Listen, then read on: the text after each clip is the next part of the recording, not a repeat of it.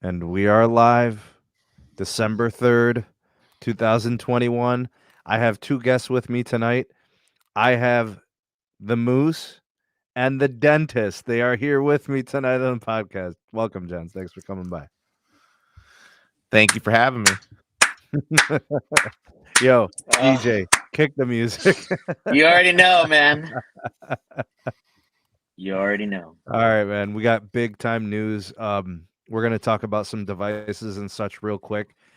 Dennis has been using an iPhone, a brand new iPhone, added to the repertoire recently. We're going to share our experiences. We both have that phone. I think, Moose, you got it too. So we'll talk about it. But first, the big news, the breaking news. The SMT corridor, the HQT, we are now fibered. The fiber has been ordered. That's right. That's right. Kick the music. It's finally happening. It's That's finally right. happening. Yeah, and it's been a long process. Moose, it was supposed to happen in April.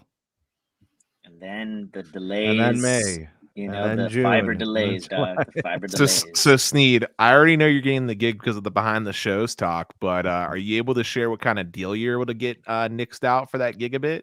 Oh, dude, they gave me $400 to get it. Okay.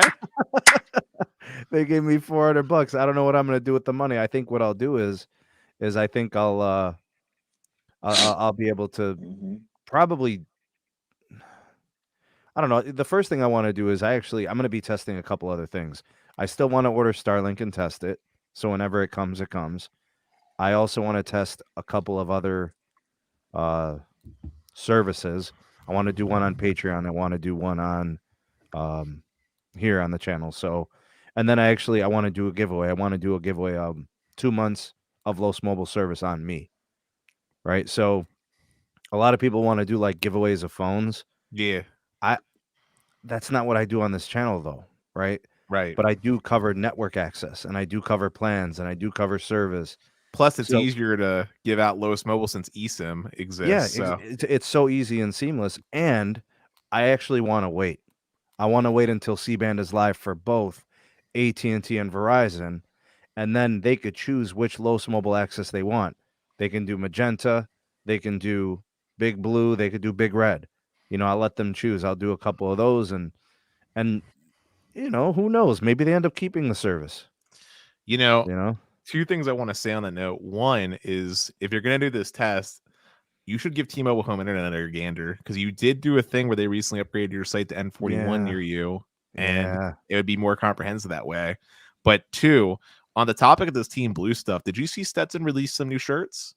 Yeah, he's got some new shirts. The green one I don't get. It's because there wasn't a color for it. Like he just went with that color. I think he's sending me a hashtag Team Blue one because I think that's my team that I'm going to represent. I kind of like Team Blue right now. I'm kind of leaning blue. I mean, I'm wearing a red hoodie tonight, but I'm kind of leaning blue these days. Well, once you convert to iPhone, Team Blue is fine. You just gotta be okay with iPhone and not use Android on them. Yeah. What's up, Big Barry? Ethan is in the house. We got Kazi, Big Pete's here, the Bearded Dragon. Appreciate you guys. Thanks for coming through. Sneed, you're getting me Sunday after I submit the paper. Excellent. We'd be glad to have you. Big shout out to John. He broke the seal with the $2 super chat and the long drawn out. Yeah. That's the one. That's for getting fiber. We get the yeah. Oh, man. What up, Joshua? Will AT&T put C-band in rural? Absolutely. Perfect timing, too, as they're doing these FirstNet upgrades. Upgrade all carriers, you know. Put all the gear up there. Yep, can't go wrong with the Death Star. Sneed had an easier experience buying his house than getting fiber with AT&T. It's kind of true. I mean, I had negotiated, purchased, cleared, signed I feel like on. It's that way for everyone, though, bro. My time getting Fios was also hard. So, man, yeah, I believe it. What's up, Stace? We got TJ. Appreciate you for being here, man. Thanks for hanging out. David, it is going to be a record, though. What is going to be a record? The SMT, it will be the first one in his whole block, let alone his whole subdivision, to get fiber first. That's so sweet. The first one. So You know how there was that Reddit post that they were getting 1.5 gig because they were the only one on the block turned up? Yeah. Yep. He's probably going to be getting close to that. Yeah, it'll be a similar situation, I think. Mm-hmm. But what? Hey. But Sneed, what? Is it $60 that you got in at for the gig? $60. That's right. Oh man, dude, I wish AT&T. Bro, I was paying $58.99, so basically $60 for Cox. I know. And I sounded like Optimus Prime trying to call Autobots. I know. And fighting Megatron. I know, but I wish AT&T existed in my market, bro, dude. Fios. So I'm grandfathered in on a better rate. I'm paying 75 right now, at least to my promo ends. On your for Fios. Gig. Yeah, for gig. And but then that moves to 90. It's gonna move up to $79.99, assuming they honor the grandfathered rate. Okay, well that's not bad, I guess. But if you were a new customer with Fios, you'd be paying $90 for gig. That is the new standard rate, right? That's the new standard rate. All right. Also, Comcast is raising their rates again too. Bro, I'm telling you, they're gonna lose business to fixed wireless. You know that C-band is going to be able to do 500 megabits on dedicated access for fixed. And mmWave is going to do gigabits plus. Dude, Comcast can raise their prices because they know they're not going to lose business. They will. Dude, if they started losing business, this is what they would do. They would do what they did in my market and run aggressive promos like they did. Like I've talked about this before, but dude, the traditional ISPs, man, they know where they need to price things competitively and will do so. But otherwise, if you live in a place that's uncompetitive, they're going to charge you an arm and a leg. Yeah, I hear you, man. Big shout out to Jose. Thanks for coming through. Rob, Sean as well. Tito, I want to congratulate you on an incredible final live stream, man. The homie Tito kind of retired. He kind of wait, why? Yeah, man, he kind of retired. You know, I think he wants to do some other things. He wants to do a couple of different creating things, and then also he wants more time to kind of like personal endeavors. And you know, it's kind of true about YouTube. Just planning YouTube videos consumes your mind, right? It occupies your mind. You start thinking about how you're gonna map out and plan these videos and these series, and having live streams if you do a podcast, and then you try to arrange guests. It's a dedicated schedule, and I know he's getting busy with work, and I know his kids are all of school age now, and he wants to spend time with them. Things have been going on personally. I just want to say congratulations to Tito for a job well done. Years of live streaming, years of the podcast, years of videos covering, you know, phones and how-to videos. I always looked at Tito as one of the OGs on YouTube when it came to tech creators. And I want to say I appreciate all the content you have made, and I respect your craft, and I respect your grind and your hustle. You know, he gave this explanation of his YouTube career, and he said, I had to grind. He said, I had to do it with a phone and just some editing apps, you know, and some software and an imagination. He never had a red camera. He didn't have an 8K camera. You know, he didn't have any expensive audio gear. He kept it simple, but he did the best that he could. And I respect it because I believe him, and I saw the hard work, so I know. So big shout out to Tito, formerly of Aloha Android. It retired apparently today. He'll still be creating some content, but in a different format, utilizing a couple different platforms. So I'll definitely be sharing it. If you guys follow me on Twitter, you can follow him on Twitter. You can kind of keep in the know and keep in the loop with that.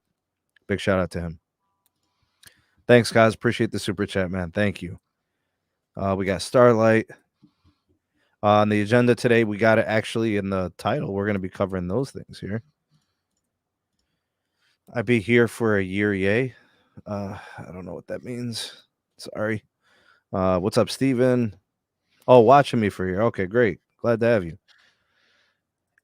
Nah, man, I don't pay attention to losers, bro. You don't have to worry about that.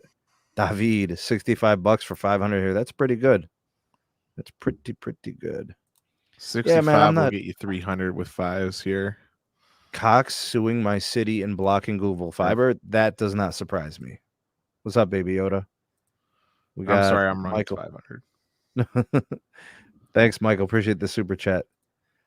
Most people are too lazy to switch ISPs. It is complicated to switch. You know, going through the whole process. Yeah, it's not easy. It's not painful, I guess. It's not complicated. It's just tedious having to wait on hold because you have to call them instead of just being able to cancel it through like the website. All right. Big John, appreciate you. Thanks for coming through. We got D Gaff. Yes, I agree. Tito is a legend. You got it, bro. Big salute to you, and I'm happy to have you supporting me all these years, man. Thank you for all that you do. Eric Duckett is here. Glad you could stop by. We got a Shay. If I didn't see you. All right, good. All right, let's start the show, man. Now that we got all the intro hellos and everything. All right, we're going to start with the T-Mobile story. We got about 45 in the live, so people are here. All right, so two things, and this has kind of been a culmination of little leaks and things going on internally we're getting news about. So here's the thing. We've been getting little tips and tidbits internally about T-Mobile and voice over NR. Now, the reason why I like this is because I'm not a fan of T-Mobile's voice quality when it comes to their calling performance. Like, just say, like, I pick up the phone, I hit the dialer, and I call someone over the actual calling app, right? So I'm actually making a true phone call. It's really not that great. Like, my brother has had T-Mobile for a while. He's formerly a Verizon customer. We all used to have Verizon as one whole family. He switched over to T-Mobile for a better rate and a more unlimited plan. He's got T-Mobile One International. But he says that that's the one thing that he doesn't like about T-Mobile is that the call quality is not great.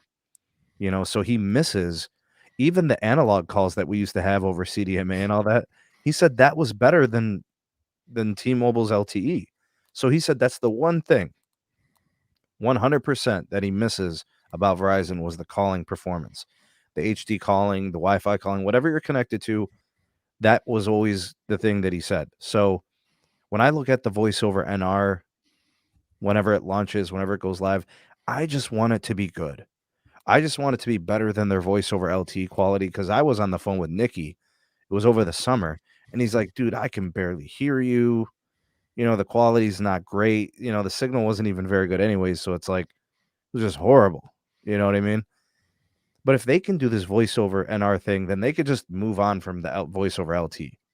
Yeah, but right? Sneed, like, voice over, technically speaking, voice over LTE should already be good enough. Like, any enhancements that are going to come out from voice over, if anything that's going to come from voice over NR is going to be just like an improvement in like the actual like range of the audio. Like, for example, like this mic, you know how my like my tone and my voice is able to be measured and not compressed. That's the really big change that's going to occur. But voice over LTE was already able to do a pretty decent job. I want to say the bitrate was like, okay.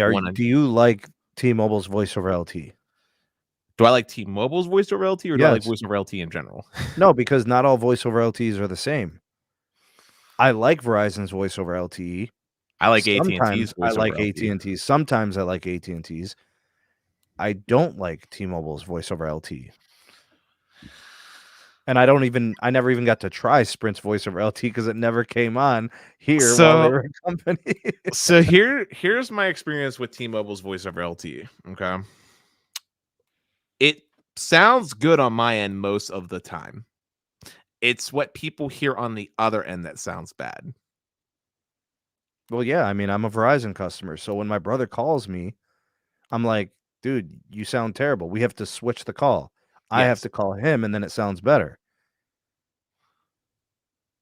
Yes, but basically, what I'm getting at is like it works fine. My issue is just from a reliability standpoint, which comes down to T-Mobile's coverage as a whole. Most of the time, if I'm trying to do a phone call over T-Mobile, I'm probably connecting to Wi-Fi and doing Wi-Fi calling. Yeah, but I mean, you're not going to be on Wi-Fi forever. You're going to leave your house eventually. Oh, for sure. But that comes down to a coverage issue, less about voice over LTE. It's better than their Edge. I don't know if you remember their Edge days. I do. It wasn't that long ago where they were relying on Edge for calling here. It was only about 5 years ago. Look, T-Mobile just doesn't do the basics good. Calling is something I've always complained about with them, but not necessarily from like an audio quality standpoint, just calling as like a reliability standpoint in general. Texting has always kind of sucked on T-Mobile. I'm sure you've seen the duplicate text issues or at least heard about it. Yeah. And then data connectivity was always something T-Mobile was hit or miss about. Either they did really good. You're right about that. There's a guy who commented He comments frequently on my channel, on my videos, but the same comment goes up 4 times. It's not that he's putting it up 4 times, is that it sends or it fails, so it keeps sending 4 times.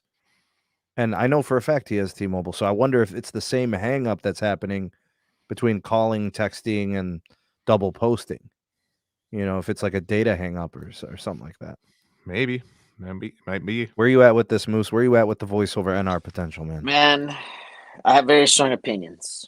Okay, first of all, Carlos exposed another reason that you should never trust T-Mobile when they're doing something that they're quote unquote advertising as voice over NR, when it's not ready yet. Okay. 2, you're absolutely right. We've tested it. I have a T-Mobile eSIM. Thank you, Carlos, the Cha-Cha, as always. I have a Verizon eSIM. Thank you, Cha-Cha, the Carlos, as always. I test all the qualities. We've had a conversation, Sneed, where we call the qualities, right? We call it out how it is. And the T-Mobile call quality is so inconsistent. And by the way, let me rewind the clock back to 2016. These voice over LTE issues have been in existence since they started LTE, back with just L4, which is, their 2100 AWS. Okay. Now, the reason why they had issues is because their tower spacing, man. If you need significantly more cell sites when you have just midband.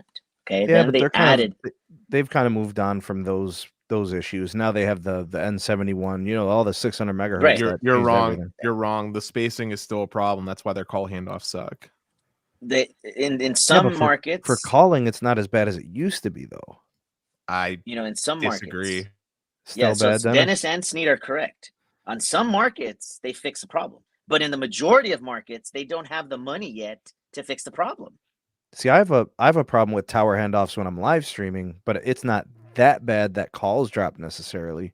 I'm gonna give you and it's gotten worse with 5G, and I'm gonna give you a really good example of this. Let's just say I was driving down Highway 376 and I was connected to the 5G, making a call over 5G, right? When the phone loses that 5G connection and switches to LTE, the call will drop. Currently? Yes. Wow. So that's an active issue. But if it's on LTE for calling, then what is it handing off? It's making the call over 5G. My market has support for 5G calling, even though it's not true 5G calling. So would you consider turning 5G off? That's the trade-off, right? I want 5G on because I want N41 because that's the only way to get usable data, right? Yeah. But if I need to make a phone call, then I know to go to LTE, right? Like, that's terrible. It's a trade-off. That's why I said I like to rely on Wi-Fi calling. The horrible thing is that you got to be like mindful of it. You'd actually have to go to your settings.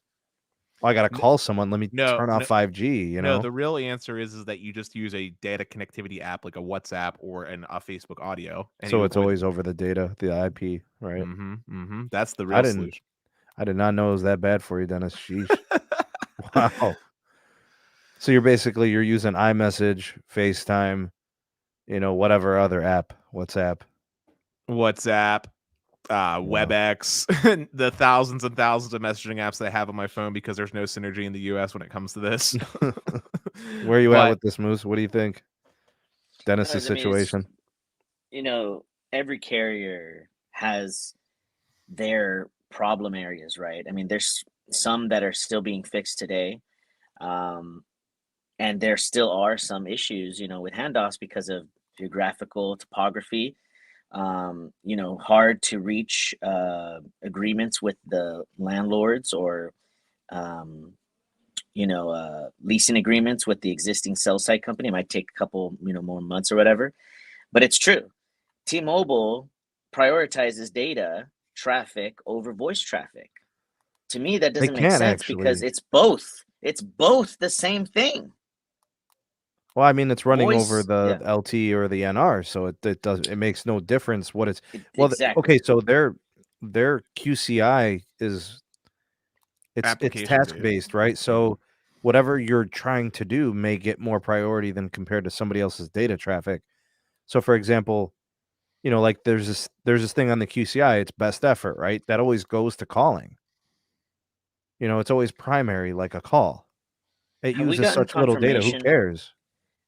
Sneed, have we gotten confirmation that they're actually doing multiple QCIs? Because I saw that What I don't understand is why are Stetson. you developing QCIs if network slicing is on deck?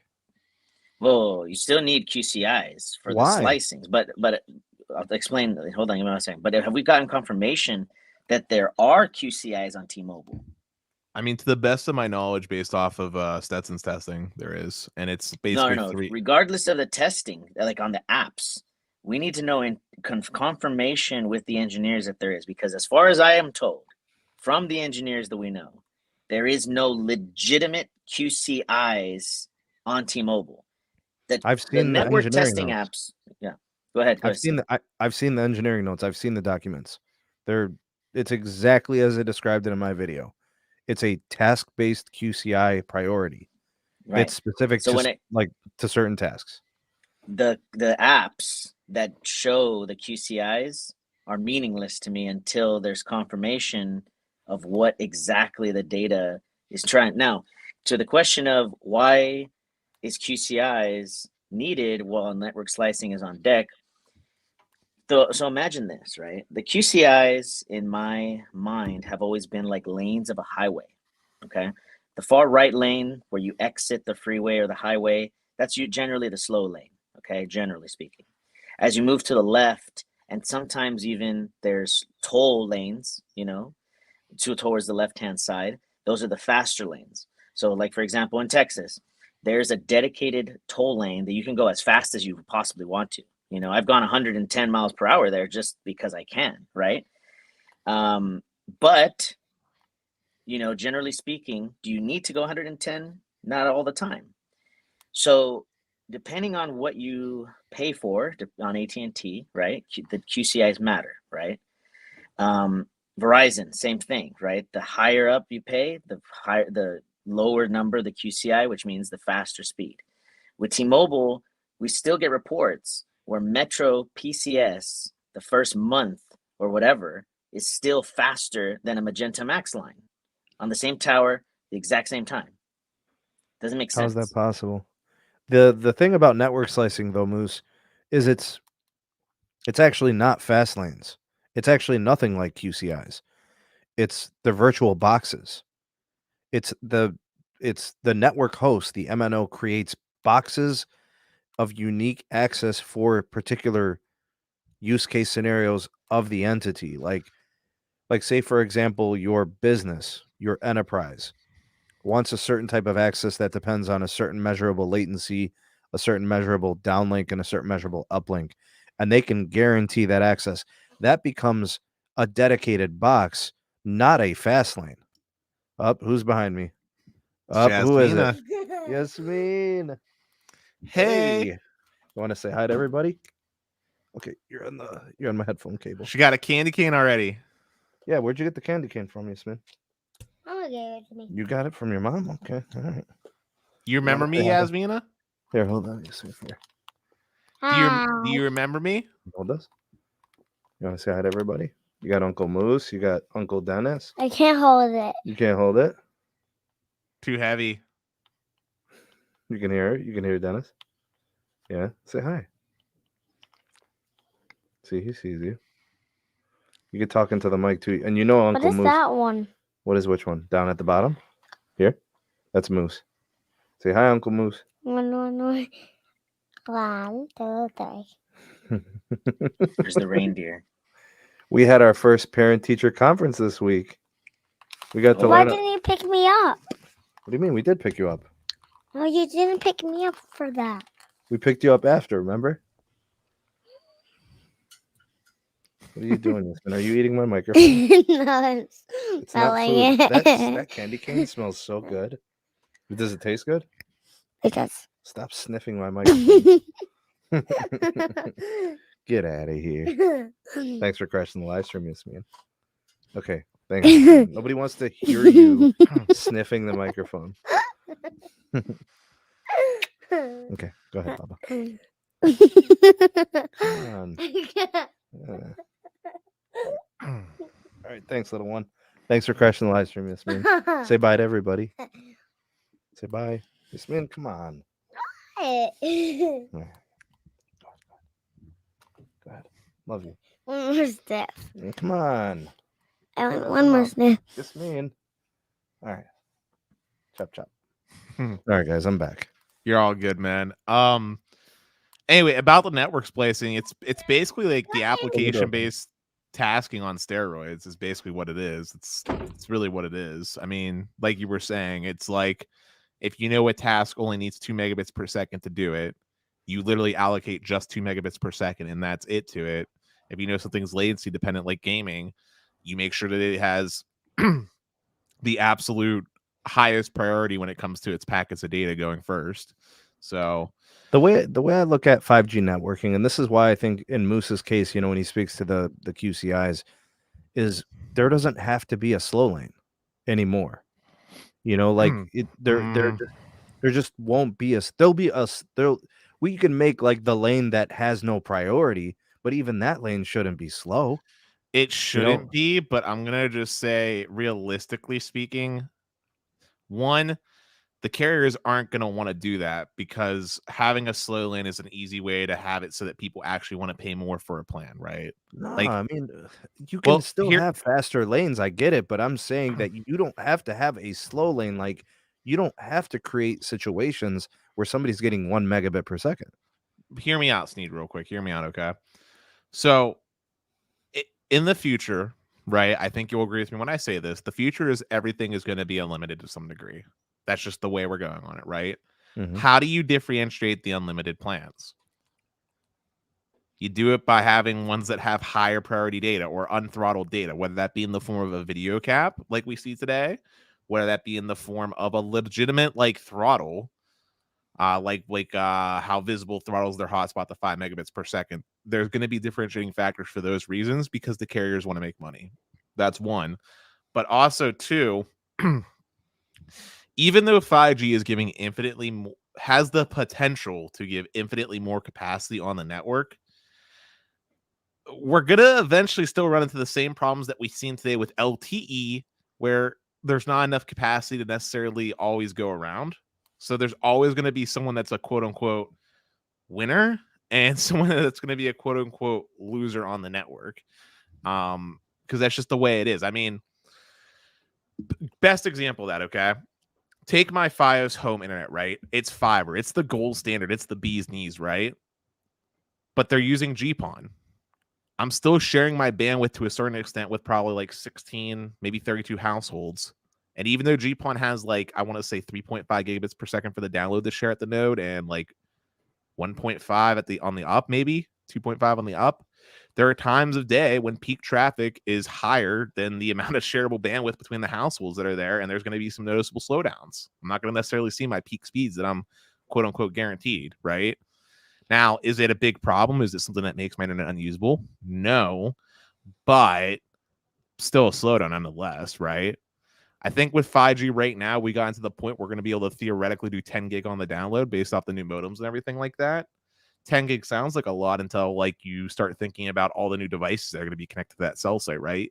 You figure a macro cell site might be doing what, 5,000 simultaneous customers? Start divvying up that way more than that. Okay. So, well, it will be. That's true. Because you have to think about big markets and, it depends, Moose. Now we're starting to really see some densification happen with small cells.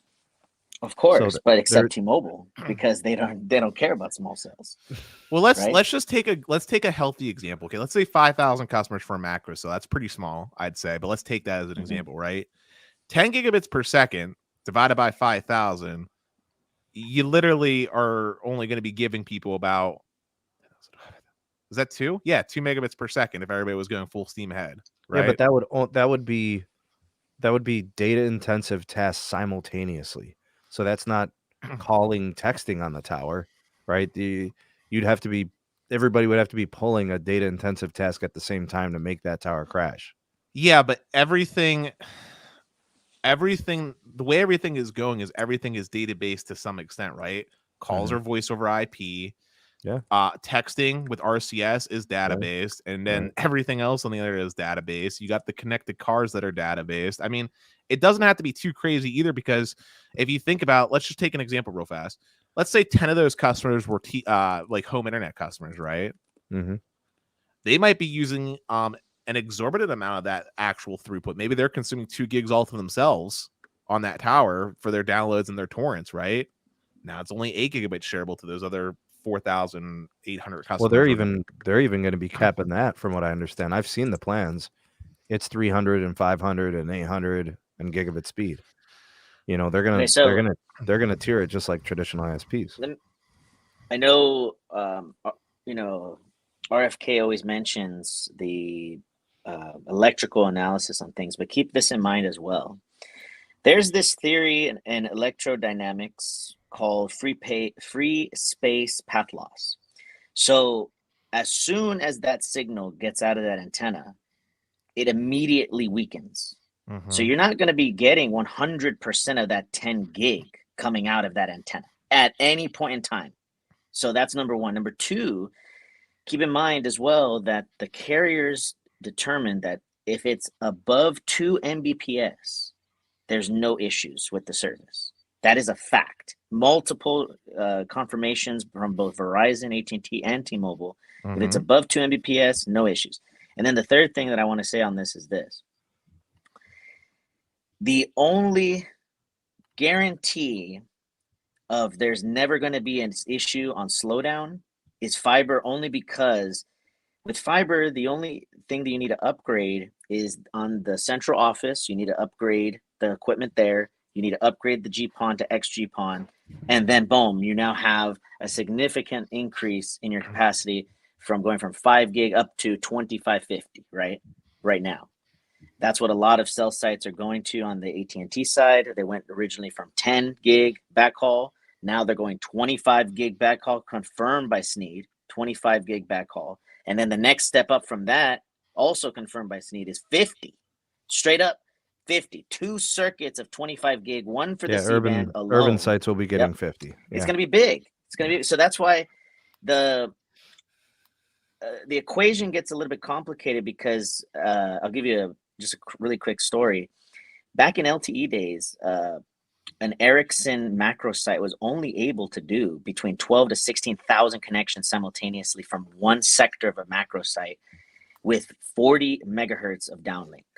Okay, that's all we got. That's all we had at T-Mobile at the time. Okay, it overloaded. As soon as you hit 12,000 connections simultaneously, the site literally crashed. It could not do voice calls, could not do 911. It was not prioritizing 911. So what you had to do is literally kick off people from the cell site, because at that point, it's not an issue of capacity. It's an issue of, from the baseband unit, it's too congested, right? Because there's 2 equations. You can't have that many users on a sector. Right. Exactly. It's a calculation on how many users can you have per megahertz, and then how many users can you actually hold in an emergency situation on the baseband. So it's tough, man. Big shout out to Cesar. Thank you for the super sticker. Appreciate it very much. Thanks, man. I don't know. For whatever reason, StreamYard doesn't let me see what it is. What is it, gents? It's a super sticker from Caesar.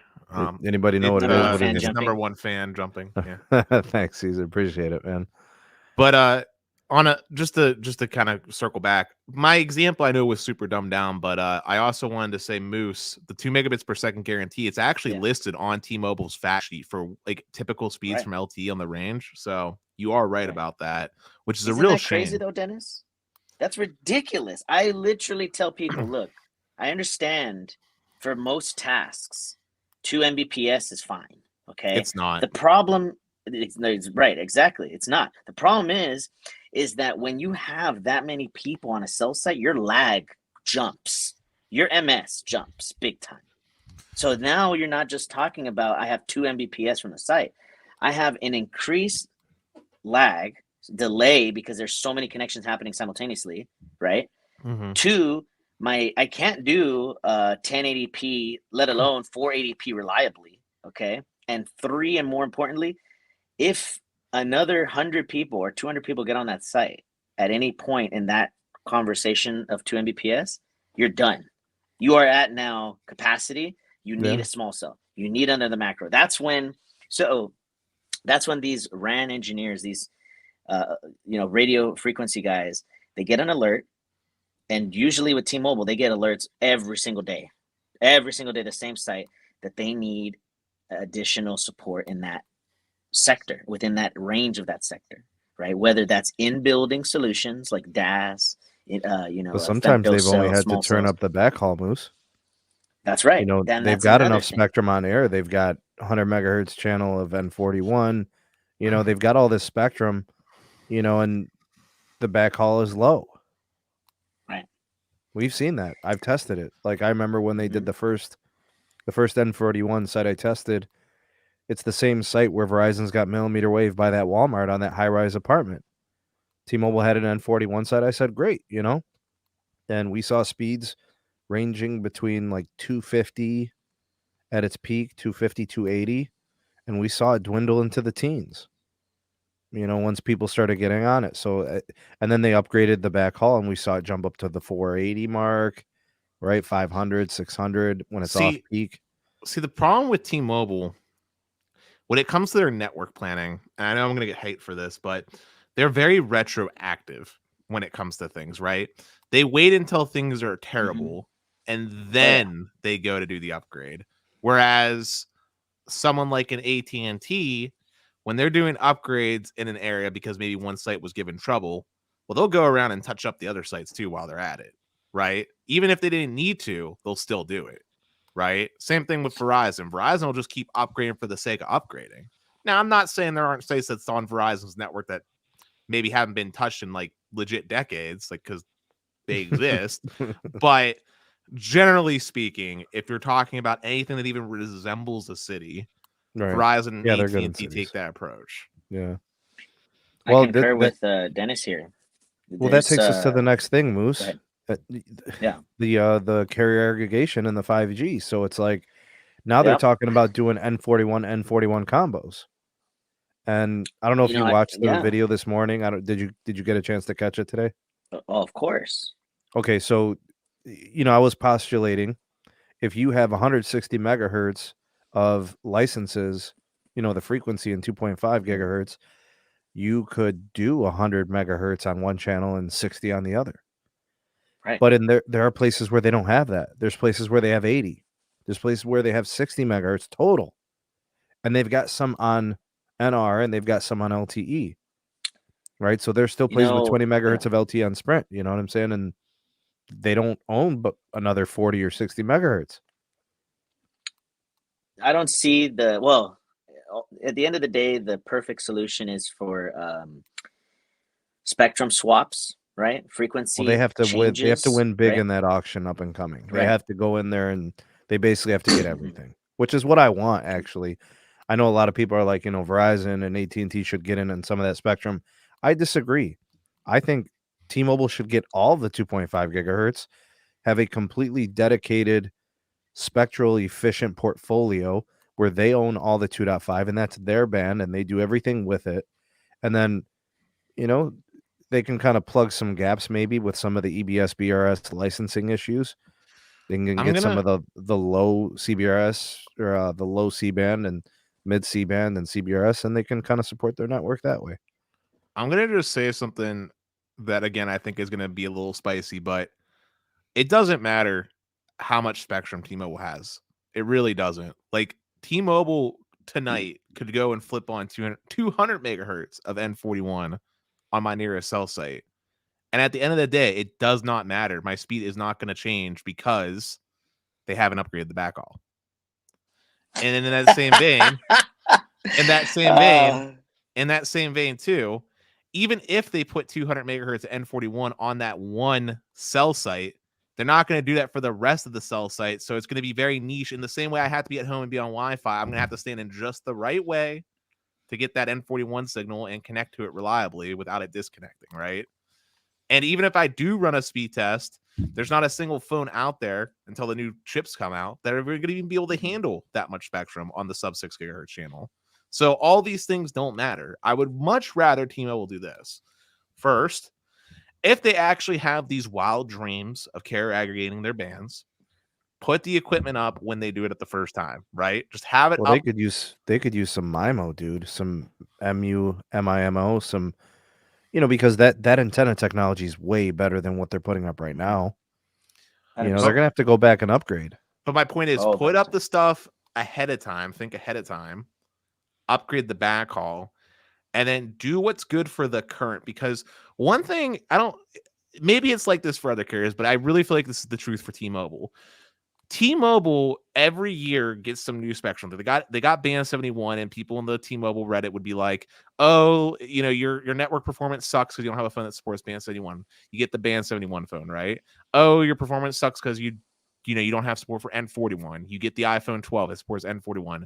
Oh, it sucks because it doesn't support carrier aggregation. Like T-Mobile keeps doing like the absolute bleeding edge, right? All the time. I love it. All the time. And I, as a tech enthusiast, love the bleeding edge, but they never go back to actually refine it, right? They never go back to make sure it actually works with the vast majority of phones, because there's not a lot of people that are like me that literally are dropping $1,500 a year buying 2 very modern phones, right? Yeah. And plus, even though they're doing all this bleeding edge stuff, if they're ignoring the rest of the user base who's just leaving them to dry, like, for example, the very inefficient LTE that's deployed, then the rest of the network still suffers, right? Like, right now, I don't think there's a single N41 site that's standalone. I think it's all still an NSA in my market, and it's anchoring to band 66 typically, okay? Well, that's limiting the potential benefits of what N41 can bring substantially, and I think it's going to probably be like 2 more years until I actually get to see standalone 71 properly deployed like it is in your market, Sneed, because you see you have what, 15 megahertz in standalone 71? No, the standalone 71 is 5. Okay, so the NSA is what, 15? Okay, well, that's significantly better than mine. Mine is 5 megahertz. That's crazy. 5 megahertz standalone, 5 megahertz NSA, and there's some where it's just straight up 5 megahertz being shared between the NSA and the LTE. So that's how bad it is, okay? So where the hell's the rest of it? I mean, they usually own, what, 20 megahertz, and then they even sublease, or they lease from like Columbia Capital and Dish in some markets to get more. I mean, what was the site you used that showed all the spectrum in my market? There was a site that you used. There was a tool. I was using CellMapper to look at your sites. Well, no. But there was an actual tool that showed all the spectrum holdings in my market. Do you remember what you pulled up? Oh, yeah. That was Spectrum Omega. It was a website.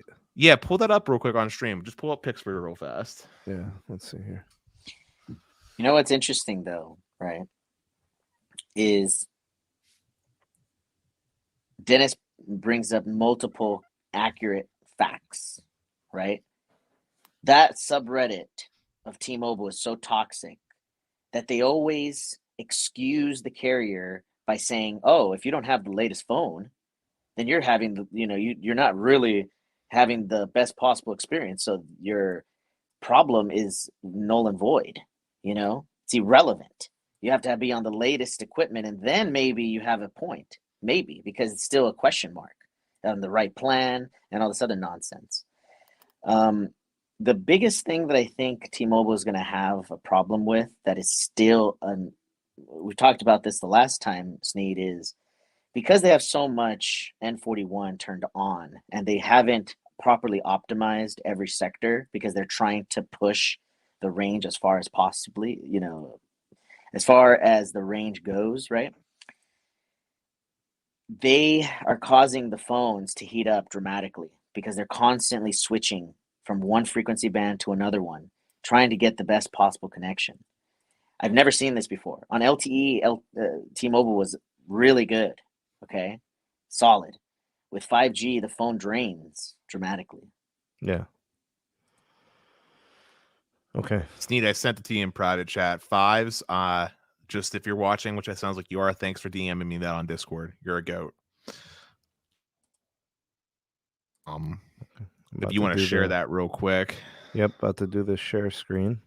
I'm going to show you guys what Dennis is talking about here. Okay, so here's a map of where T-Mobile holds Block B 600 megahertz. They don't have Block B in Pittsburgh or Columbus. So that's probably 5 megahertz that you don't get, Dennis. You guys see that? So where's the other 15? Okay, so here's Block C. So they do have that in Pittsburgh. That's probably 5 megahertz. Okay. Could be 10. Could be. There's Block D. They don't have Block E either. They don't have Block F, and they don't have Block G. These higher blocks, I believe, are Dish. Correct me if I'm wrong, Moose, but I think that's accurate. So yeah, I think so. So what you're probably looking at, Moose, probably in Pittsburgh, is 5. You got 10 megahertz. They're putting 5 on 5G, and they're probably putting 5 on LTE. Gotcha. Yeah. Well, it looks like Dish is about to be lit because it looked like they had 15. I mean, it may be if one of those blocks is 10 megahertz, right? This one could be 10, or this one could be 10, or they could both be 5, or they could both be 10. I have no idea. Is Blue AT&T? What's that? What was Blue? Is that AT&T? No, these are 600 megahertz blocks. AT&T doesn't have 600 megahertz block. Gotcha. AT&T would have the 700. Yeah, so what you could do is you can click on the frequency. See, T-Mobile even has in the lower block, they have 700 megahertz also. Yeah, band 12 5x5 LTE. Right. Do you guys have that in Pittsburgh? Yeah, it's deployed on pretty much all their cell sites. Yeah, it's not good in my experience. It's actually here's the FirstNet. Here's the FirstNet, guys. I was actually going to tell you it's actually faster a lot of times than their standalone 5G. Here's your FirstNet 700 megahertz band 14. Look at that, buddy. It's beautiful. Everywhere. It's beautiful. Do they even have it in PR? I rarely connect. I rarely connect to it though. I'm usually connecting to band 12. You don't want to be connected to it, dude. It's for call only. It's so bad. Yep. Let's look at N41 holdings real quick. I don't know what Pittsburgh has, to be honest. All right, let's go over to the 2.5 gigahertz. Here's the BRS EBS. Okay, so again, I don't know the spectrum depth necessarily. So for Pittsburgh? Okay. All right, so here's Pittsburgh. It's kind of like a county-wide look right here. Yeah. All right, so there's your BRS. Nothing in the EBS there. Nothing there. So those are different entities that have it there, those licenses. All right, there you got some there. Couple there. Okay, there you go. Oh, that's just outside of Pittsburgh. Dude, Pixar gets no love. Yeah, let's see. No, I mean there's a lot of licenses here, Dennis. Look. Yeah, I know. All right, so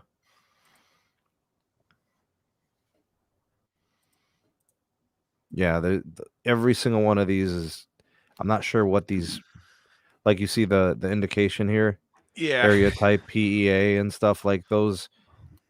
I mean, I could click on every single one of these, looking for some magenta. Looks like there's this area near the Marion Center where they have tons of it. Do you know where that is? Marion Center. That it looks like just north of Homer City.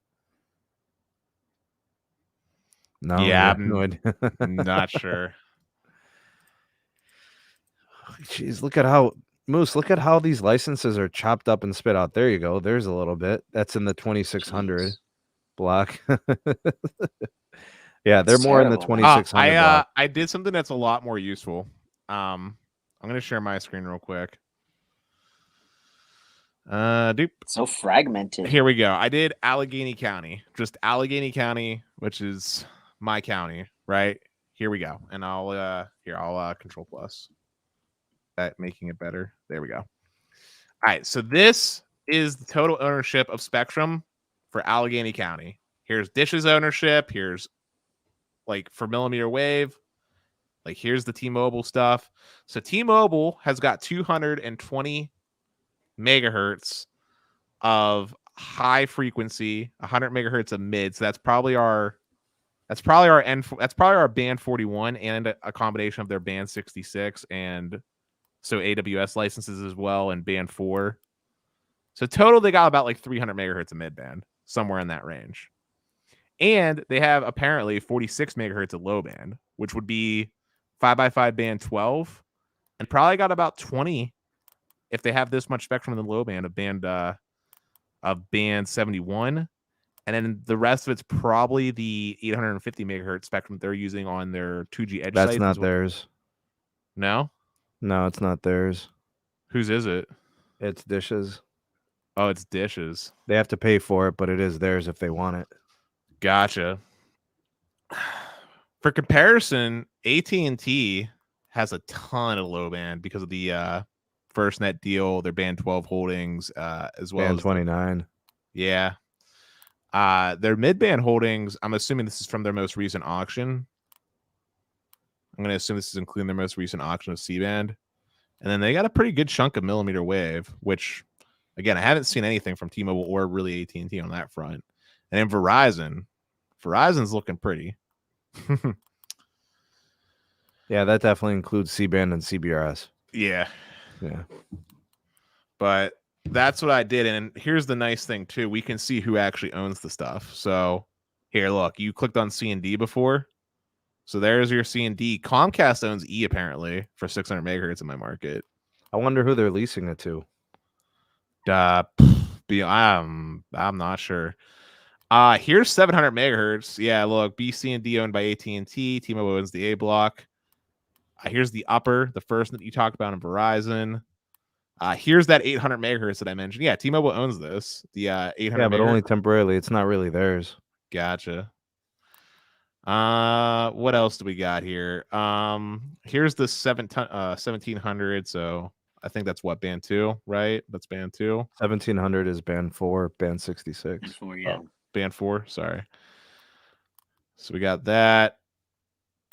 AT&T's got a lot of PCS spectrum. So does T-Mobile. A lot of PCS spectrum. Verizon doesn't have much PCS. They just refarmed theirs over here from 3G to LTE. Dish is looking really good with their AWS holdings. Oh yeah, they have a ton. They actually have channels that are dedicated for uplink and downlink, and they have paired spectrum. Here's our I think this is our N41 here, man. Right here with T-Mobile. Yeah, this is our N41. Look, 2500 megahertz. Yeah. So they're sharing it with looks like they're sharing it with a college. Yeah.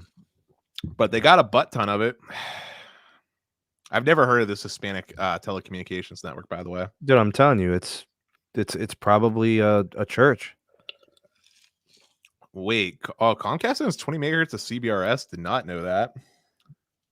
In certain markets, they do. Here's the C.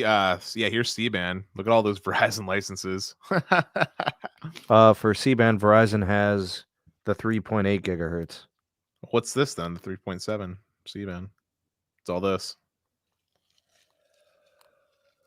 Oh, okay. Well, here in Cleveland, they have the 3.8, and AT&T has the 3.7. All right. Well, yeah, AT&T has the 3.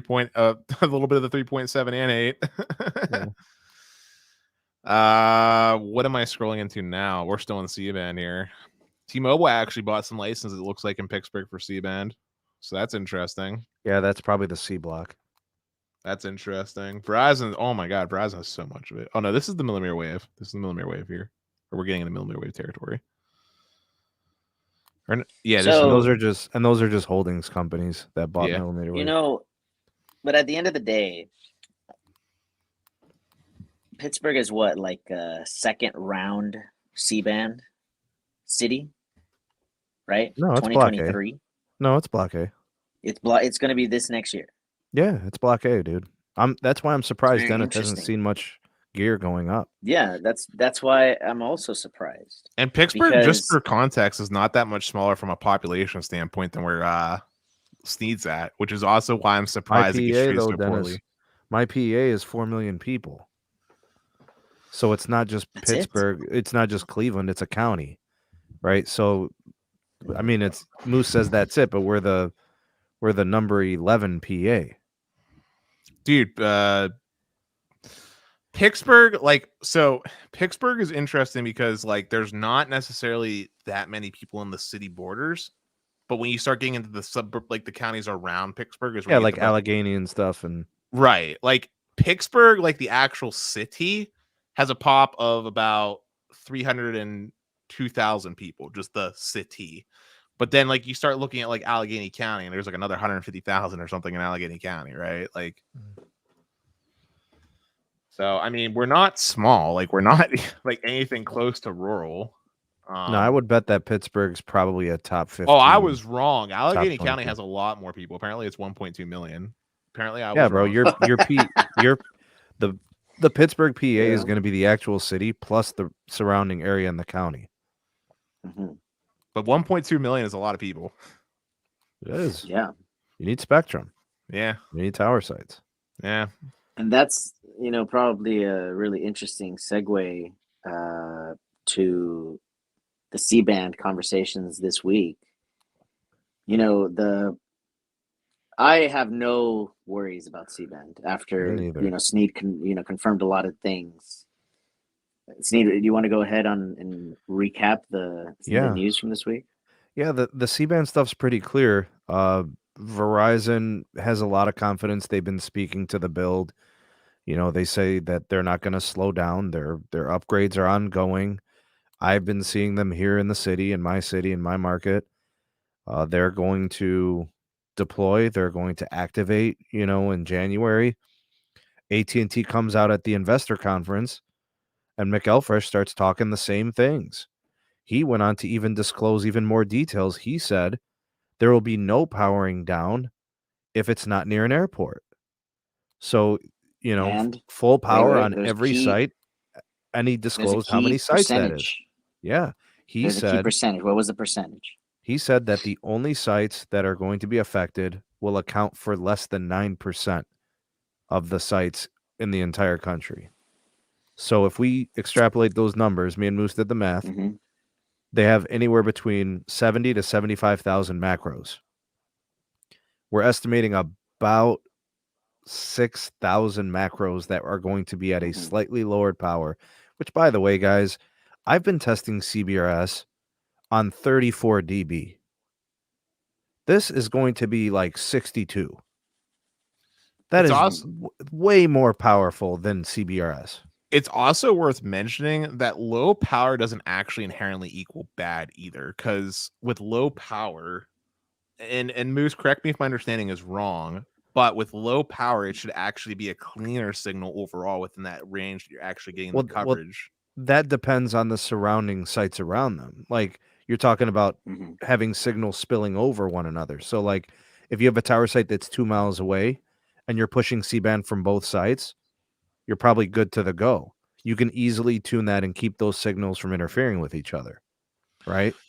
Well, what I was thinking... Dennis, Oh, sorry. Dennis was saying, like, the noise to signal, signal to noise ratio is correlation of how much power, if it's way too extreme, the amplification, the noise will increase. But at the end of the day, those macro sites are going to get an immediate alleviation of the congestion, man. Any single one of those sites, whether it's Verizon or AT&T, that they turn on in January or February, whichever day they choose, is going to be an immediate boost to the LTE and the existing sub-6, because all those users that upgraded to iPhone 12s, S21s, S20s, and 13s, iPhone 13s, and Pixels will instantly get the update. So, word on the street is these phones that Google sent out to people apparently will be able to pick up on C-band very quick. I wonder if I'll be able to pick it up once they start broadcasting, like even before it goes, commercial to regular users. You think somehow, some way, maybe I'll be able to pull it. I'll be able to tell to test the CBRS, but my neighboring site is it's getting finished right now. I'm going to test each sector. I'm going to look at each neighboring site, what frequency they have, and I'm going to take a look in great detail what this C-band propagation is like. I'll do some indoor testing. I'll go into some places. I'll go into stores. I'll go into businesses. I'll check the driving range. I'll watch the RSRP. I'll look at the signal quality. I'll do that whole thing. Each sector, I'll test it. Because where this new site is, there's one sector facing north. The other sector is facing like southeast, and the other one is facing southwest. So I can test all of that. I mean, it's so close. And the beautiful thing about it is, Moose, outside of each tall, what are those antennas that they put on there? The big ones. Is it CommScope, the tall ones? The CommScope panels. Outside of each of those set of CommScopes, there's a CBRS and a C-band. It's like sandwiched. So I'm going to test the CBRS first. It's a tall macro. So I'm hoping to get at least like a half a mile range, 3/4 mile range. I'll test it. There's trees everywhere. We'll do the whole shebang. Ricky, thanks for the super chat, man. I can't wait for real 5G in 2022. Hey, Moose, I got a question for you, my brother. With massive MIMO, is that going to affect how the cellular carriers can actually, like, as far as like power output, will that impact the actual power they can transmit the signal at if they want to do massive MIMO and like say like 1,000? The power is not an issue. The power is not an issue with MIMO. Bro, do you guys know what the Samsung Gear is going to do for power on the C-band? No, what is it? 200 watts. It's going to be plenty powerful. 200 watts. What about with the higher QAM? The 1024. Oh, it's massive MIMO. They're not messing around with some low-end cheap stuff. Verizon doesn't want to have to come back to these sites for a minute, right? They want to have the most recent modernized gear. I'm speaking to Samsung because that's what I have in my market and that's what I could test. I hear the Ericsson gear is even better. I don't know. I think Nokia is going to probably put on a nice generation of 5G gear. There's no way they don't. Verizon kicked them to the curb though, so I don't get any Nokia anymore. We're going Samsung. There's no way that they don't. I mean, they're going to be used because right now with the chip shortage going on, the cellular carriers are desperate for anything they can get their hands on. They're going to use Nokia equipment where it makes sense. They can't. There's no contract. Verizon's contract with Nokia is done. I guarantee you we see a re-sign for Nokia equipment, especially with what's rumored to be coming out next year. Dennis, they just ripped out all the Nokia gear here. Verizon did, but there's still AT&T and T-Mobile. They still do. That's true. They do have the Nokia contract they just signed, and yeah, T-Mobile has theirs. Yeah. I've been told that it's not even a hardware issue anymore. It's now just software issues on the N41 not N41, the C-band for Nokia. Nokia messed up DSS. By the way, Sneed, that's why Nokia's. What's that? You're gonna have to take a trip to Detroit to test out the C-band. Why? What's special about Detroit? Yeah, it's gonna be one of the first launch markets. Para Azul? For the blue, dog. With the Tesla, dog. He didn't even know I knew how to speak that stuff. You see how he did that? Oh, yeah. For the Azul. Oh, dude. Man, everything's just coming together. It's just a matter of time because Dennis was absolutely right. I can make a drive. There was a chip shortage. Yeah. There was hardware shortages, I wanted to answer but, this it's still going to happen. Phones. Moose, let me answer this real quick. Two phones. What's up, bro? Glad to see you here. The S10 Plus 5G will pick up CBRS LTE. It will not pick it up when it goes 5G, which I don't know when, and I don't know how they're going to split it. I'm not even sure if the gear can split it. I'll have to look, but I do know that they can do tons of bandwidth. I know Verizon has 30 megahertz licensed. They can also do unlicensed. I think they could do like 60 megahertz or something. 70 megahertz of unlicensed. Those can be some pretty sizable channels. All the tower sites in Cleveland are getting those two things, C-band and CBRS. The C-band's 5G though, and the S10 5G won't have C-band. That one's got the N71 if you got the T-Mobile version. It's the mmWave if you got the Verizon version. I think it's the N5 for AT&T. So Sneed, really quick tidbit on that. Oh, go ahead, Moose. Really quick, Dennis. Really quick. Upgrade your damn phones, people. That phone, that unfortunately, Moose is right. That phone is first gen 5G. No go on that one. Exactly. Yeah, and I just upgraded a full family, Dennis. A full family from S10s, freaking iPhone 11s, night and day experience, a 2-year generational jump. And on that note, since we're at the hour mark, I want to change gears to talk about the new Qualcomm modems, and specifically the tidbit in the fact that Samsung was not on the list of vendors that will be using the Qualcomm modem in their announcement post. Kamikaze. Hold up. That is true. Okay. The 12 Pro Max is C-band compatible. Just wanted to throw that out there. We have had intelligence, I should put it like that, since last year. Sneed knows that we already have had somebody test the official Apple modem, comparing it to the X60 modem at the time in the 2020. Okay, because remember, they test the next generation's antenna a year in advance. Mm-hmm. So at the time, it was 5% difference between an X60 and the Apple modem. Imagine in 1 year, they could have bridged the gap to full 100% compatibility. We know for a fact, based off of the Qualcomm contract with Apple that was, published on 9 to 5 and Bloomberg, etc., that there's only going to be up to 5 iPhones that have the Qualcomm chip. After that, it will go directly to the Apple chip. Embedded A17, A6. Actually, hold on. We're on A14 modem, right? So A15. Sorry, CPU. Yeah, so A15. So I'm anticipating by the A18, it's going to be an embedded modem plus GPU, CPU in one chip. 3 years. That's it.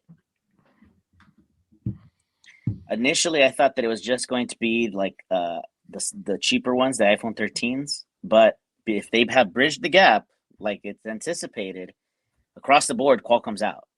So the same thing is applying to Samsung. Look at the Pixel. Is the Pixel modem, the Samsung modem compared to the X60? Of course not. They did, PC Mag did the comparison. It was night and day. But is it comparable? Probably within a margin of 10%. 10%. You mean from a cellular standpoint? From a cellular standpoint, a normal consumer will never know the difference. Normal consumers. Well, I could tell you there's a difference in the mmWave capacity. I can't tell the difference in the mid-band capacity. I think you guys are ignoring the most important part, the power consumption. Which one is more efficient? Mm-hmm. The Qualcomms are more efficient, especially with the so with what's inside the iPhone 13, right? The integrated X60 modem, right? It is far more power efficient than previous iterations, and it's far more efficient than the modems they use inside the Exynos chips from a power. You know what I noticed, Dennis? The annual improvement of efficiency is like 15 to 30% every year. From a power efficiency standpoint, or just in general? Yeah. Well, it increases in power, like performance, and then it improves the efficiency. So it like offsets each other, right? So you make it 15 to 30% more powerful, but you make it 15 to 30% more efficient. So year to year, your performance improves, but like the power efficiency matches. So your battery degradation or your battery usage remains pretty stable, right? So it still stays like a day phone, right? Like depending on the battery capacity, obviously, if you put a 4,000 milliamp versus 5,000, you're going to be charging your phone by dinner with a 4,000 milliamp hour battery on a 5G phone versus a 5,000 milliamp hour battery in an Android. That'll get you through the day. With an iPhone, it's a different story. The iOS does a really nice job of managing cellular radios and, keeping battery usage to little sips. Android's really bad with cellular standby. It is really bad. And I look at my battery stats, the cellular standby is terrible. Well, it's It's because like 11 to 13%. It's because the usage. OEMs, from a software standpoint, like the threshold for when they'll disconnect from a weak signal is higher than what Apple does. Apple more aggressively and proactively will disconnect from weak signals. And the best case scenario of me noticing that is at my home. If we were to look at the actual like signal levels compared to my Galaxy S20 versus the iPhone 13, my Galaxy S20 Plus actually gets a slightly stronger connection, a slightly stronger RSRP value than the iPhone 13 Pro Max. Now, does it matter from a performance standpoint as far as speed tests? Not really. But if you're talking like in the most fringe of areas, it will. The iPhone will be the first to go to no service before the Android phone does. And I hate big that shout out to because I Kamikaze feel like Kid. Thanks for the super sticker. Thank you. I feel strongly that percentage, right, Dennis, that we're talking about right there, right? That needs to change.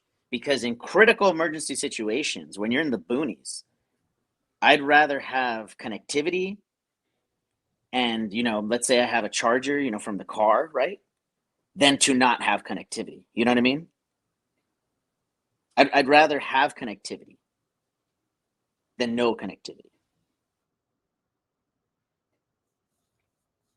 Well, the thing about the batteries, Ricky, is once we switch to graphene, the batteries can get smaller and we can actually improve their capacity and their charging rate and their heat management. So, like, we would gladly invite the graphene to the show. I mean, I would guess that Galaxy would probably be the first phone with a graphene battery. And then the following year, I think iPhone would probably have it. What do you think, Dennis? Maybe. I mean, honestly, this is a spicier take. I don't know how much longer Samsung will be in the phone game, in my personal opinion. So they're just going to bounce when they have the best-selling devices worldwide? I don't think that's going to stay true for much longer. Who's going to take over the... Truth be told, like if you look... I want to ignore the US for just a quick second, okay? If you look at the global scale, right, of where Samsung is positioned, right? In India... They kind of have a mini Silicon Valley going on, right? Mm-hmm. There are Indian phone makers. There are also Chinese phone makers that are doing very well in the Indian market. China is basically closed off to Samsung. South Korea, Samsung still does well, but Apple's actually penetrating. Japan, which was usually a Sony market, also Apple is penetrating. And then the US, which is Samsung's market in North America in general, Apple's got like a 50% market share and continuing to grow. And if you look at the carriers, specifically the carriers in the US, the deals and everything else favor the iPhone from a support standpoint and everything else along the way. And the profit margins that Samsung is able to make on their phones has consistently been decreasing. I don't know if Samsung will stay in the phone business simply because the profit margins aren't really there, especially on the lower end phones.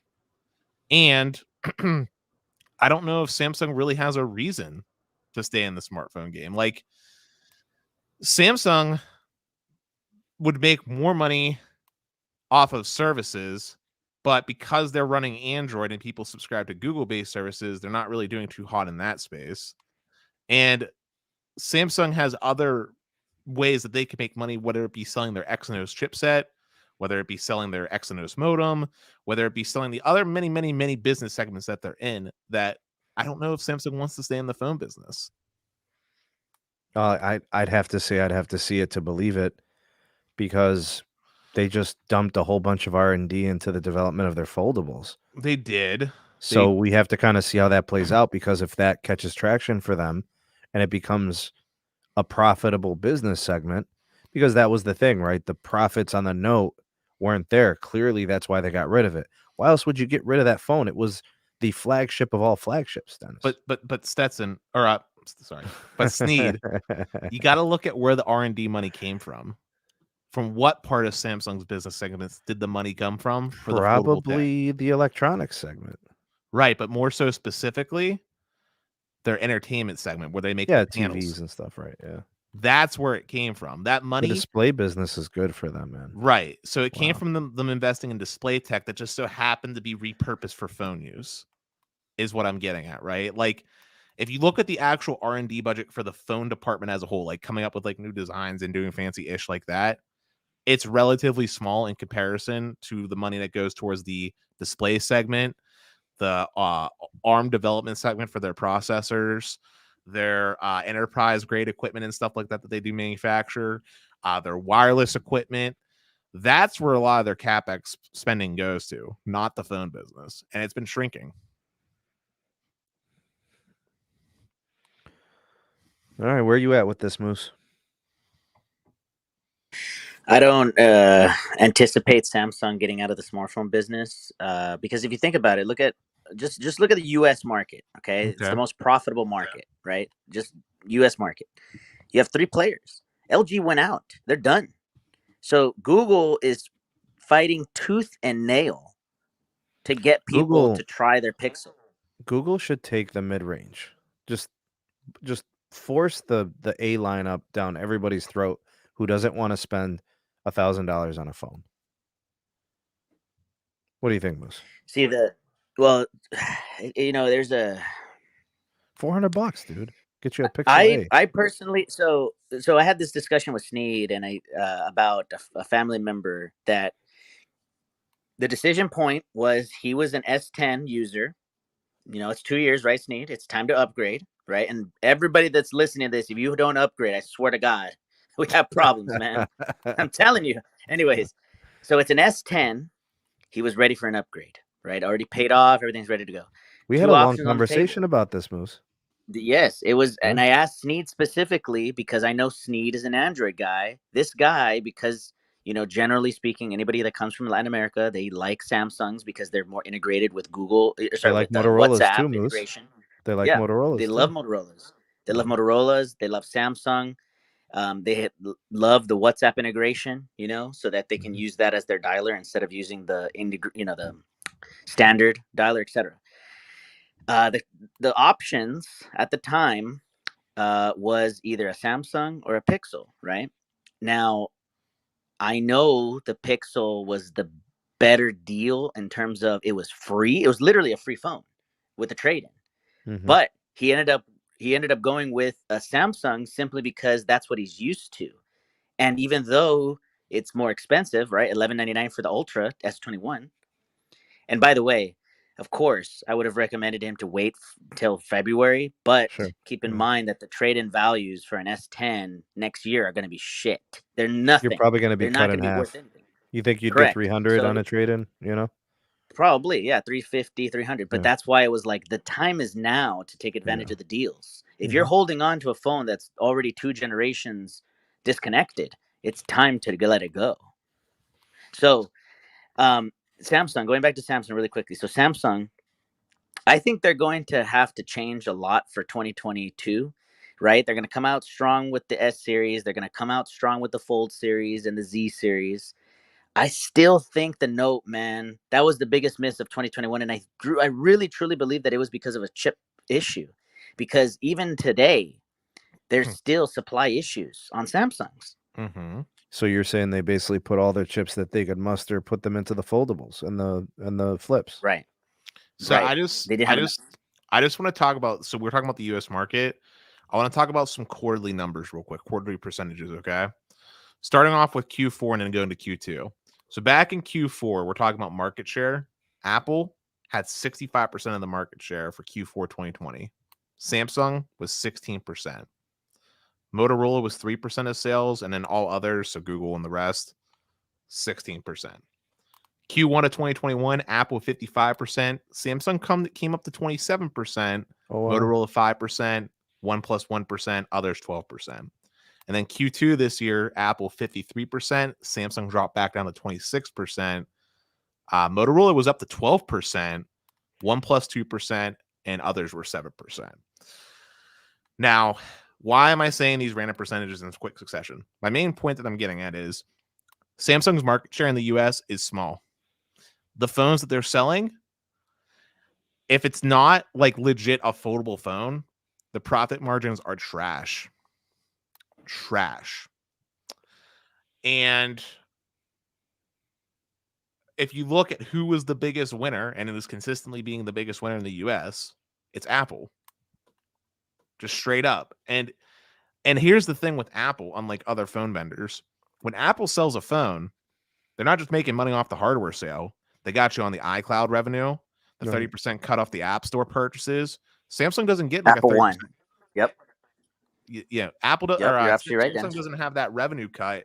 And all I'm saying is like, look, I'm not a psychic or anything like that. But if I think as a company, right, why would I want to be in a phone business when my main money, the only way I make money is off that initial purchase of said phone, and I don't have anything else to really make money off of thereafter. Like Samsung doesn't even have like a cloud subscription service they sell. They use Microsoft's OneDrive for the backups. They don't even have like a cloud storage solution they can sell. And like I said, their app store doesn't matter. Everybody uses Google Play Store. That's the default. That's right. I'm not saying like it's guaranteed they would leave, but if we're looking at where the money has been moving, where they're focusing, it's not a top priority. Things that are making its way to the smartphone are coming because of other business segments. It's almost kind of like, let's repurpose this for something else kind of deal. Not, this is my main driver. Big shout out to Jarko, and thanks for the super chat. He said, what is it that makes ultra capacity only get 40 down? Bad backhaul, probably on the edge of the cell site, I'm going to guess. Yeah.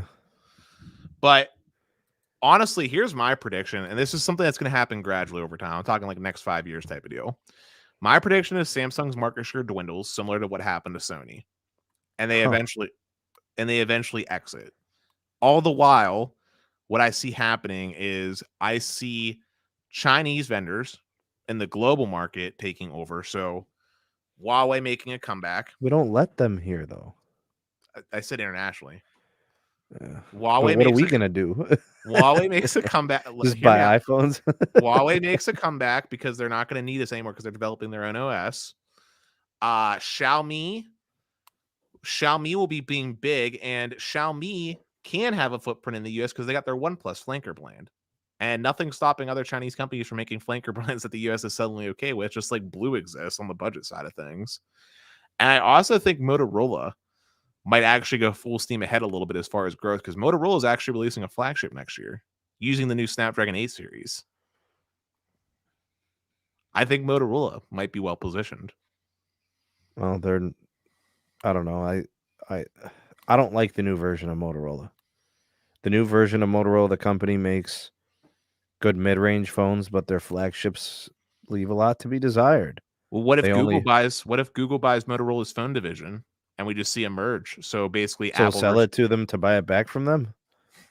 I'm just throwing something out in the wild. Let me ask you guys a question. Google makes a good phone, so I'd be okay if Google kind of took over or whatever as the Android company, you know. Dennis, let me ask you, who do you think has more market share right now? Pixel or OnePlus? OnePlus all day. No. What do you think, Dennis? Are we talking just in the U.S. or globally? Just U.S. Even globally. What do you mean? Even globally? If we're talking globally, then OnePlus all day. Yeah, but even domestically, it's still OnePlus. Yeah, even domestic, OnePlus has more market share because T-Mobile aggressively pushed the Nord. Yeah. Metro. Everybody at Metro got a free Nord 100 or whatever it was. And those are decent phones for what you're paying. That's probably pound for pound the best phone you can get at those price points. $200, $149 with a port in, or $50 with a port in, or a switch, or whatever. I mean, what their flagship is?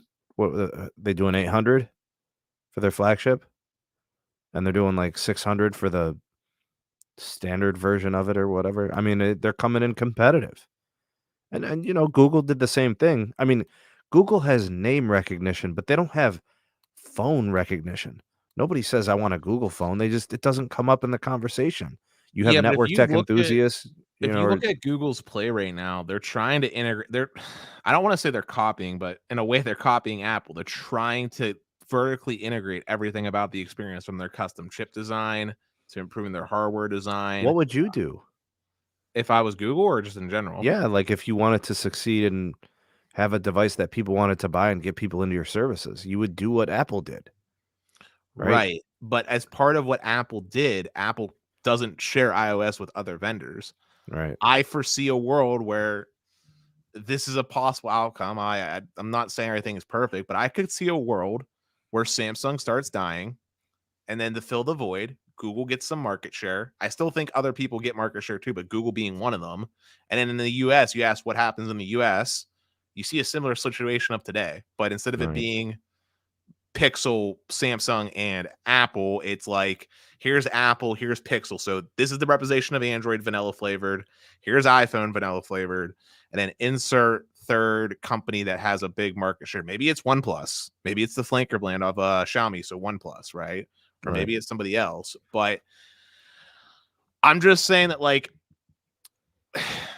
because, like, maybe I'm wrong, and maybe the new norm becomes $1,500 phones. Maybe I'm wrong. Maybe $1,500 phones become the norm, and that's what sells, right? But if we look at the $750 price point to like $900 price point for Samsung, it's not very profitable for them anymore. That's what I'm getting at. And companies want profit. If the hardware business is making them more profit, then why would they keep making the phones? In the same way that Sony stopped. I mean, Sony makes phones, but if you look at, have you looked at Sony's phone prices recently? They're very expensive. Right. Because that's what Sony needs to charge to be profitable at the level of phone sales that they're making. And there's a breaking point on what a consumer is willing to pay. Big shout out to Kamikaze Kid. Thanks for the super chat again, man. Thanks for all that you do supporting us. Kamikaze also makes a good point, man. Titans have fell. He said, remember Nokia phones. Nokia was #1 and Motorola. Yeah, they were big time, but they didn't adapt to the times. You know, they didn't go in the direction of the market and they fell behind. And Nokia kind of made a comeback. And the thing about Motorola is they made great first-gen Androids. You know, the Motorola droids, you know, those OG droids with the slider and the metal case and the removable batteries and all. Like, those phones were great during the 3G era. But then in the LTE era, you know, they had the wholesale to Google, and then Google did the Moto X, you know, and then they sold the mobile division to Lenovo. And up until recently, they've caught their stride with mid-rangers, but Motorola has been an afterthought, you know. And without the mid-range, I don't think they do much for flagship. One of the things I wanted to say is this. Google's Pixels will always be third rate, in my opinion, until they change this about their price point, okay? You need to match where a Samsung and an iPhone start, and I'll tell you why. Because there's a difference in perception if it's $899 versus $999. Because a consumer is going to be, why is it $100 cheaper? Instead, what I would suggest to Google is this. If you're going to be trading in, let's say hypothetically an iPhone, but trading it for a Samsung, you only get $800. But if you trade for a Pixel, it's the full price, you know, $999. Boom. You just got a customer simply because the trade-in value was better. And I'll tell you one more thing. For that extra $100, they should have included an X60 modem. No questions about it. To make it a better device. Right, Sneed? Right. Yeah. Exactly. It would have been much more comparable with Samsung for the price point, and even cheaper because the Pixel 6 Pro compared to a S21 Ultra, okay, is arguably a better feature phone. You have more features from Google. You have a better servicing. You have Google One. You have multiple different things going for the Pixel versus the Samsung. But because they chimped out on the chip, the X60, it's not going to be anywhere close. I agree. I think you bring us some valid points when it comes to the power, the experience, and making it a feature-rich device. I mean, but that's the thing. Like, do you want to spend a lot of extra money and then try to compete with, you know, the big players, you know? I don't know. I made an unpopular future prediction. I'm not saying it'll be fast by any stretch, but I see a gradual decline in Samsung as far as market share. Yeah, it's definitely possible. If it stays the way things are. Sure. Big shout out to Big John Tech Reviews. Thank you for supporting us, man. I appreciate all that you do. You're always so generous, man. Thank you. It's very kind of you. If you guys haven't already, Big John is a content creator I'm not sure when the last time it was that he uploaded, because I know I'm subscribed to his channel. But Big John Tech Reviews, thanks for that. And if you guys want to check out some of his content, subscribe to his channel and give him some views. See if you like what he's making over there. Hey, so Sneed, we still haven't hit on two of the big points that you want to talk about in the title. We haven't talked about Verizon's ultra-wideband strides, nor have we talked about the advantages of AT&T Fiber. So the ultra-wideband stride is two pieces, right? It's C-band and millimeter wave. We got confirmation that C-band is going to be big for them, right? They're going to upgrade every single macro site to C-band. And then they also said they're going to be doing C-band on small cells starting next year. And they still committed to the ultra-wideband build. So that's 14, 15, 16, whatever, 17,000 more nodes added annually. So that means they're not taking their foot off the pedal in millimeter wave. 2 years they've been deploying millimeter wave. We're going to start year 3, right?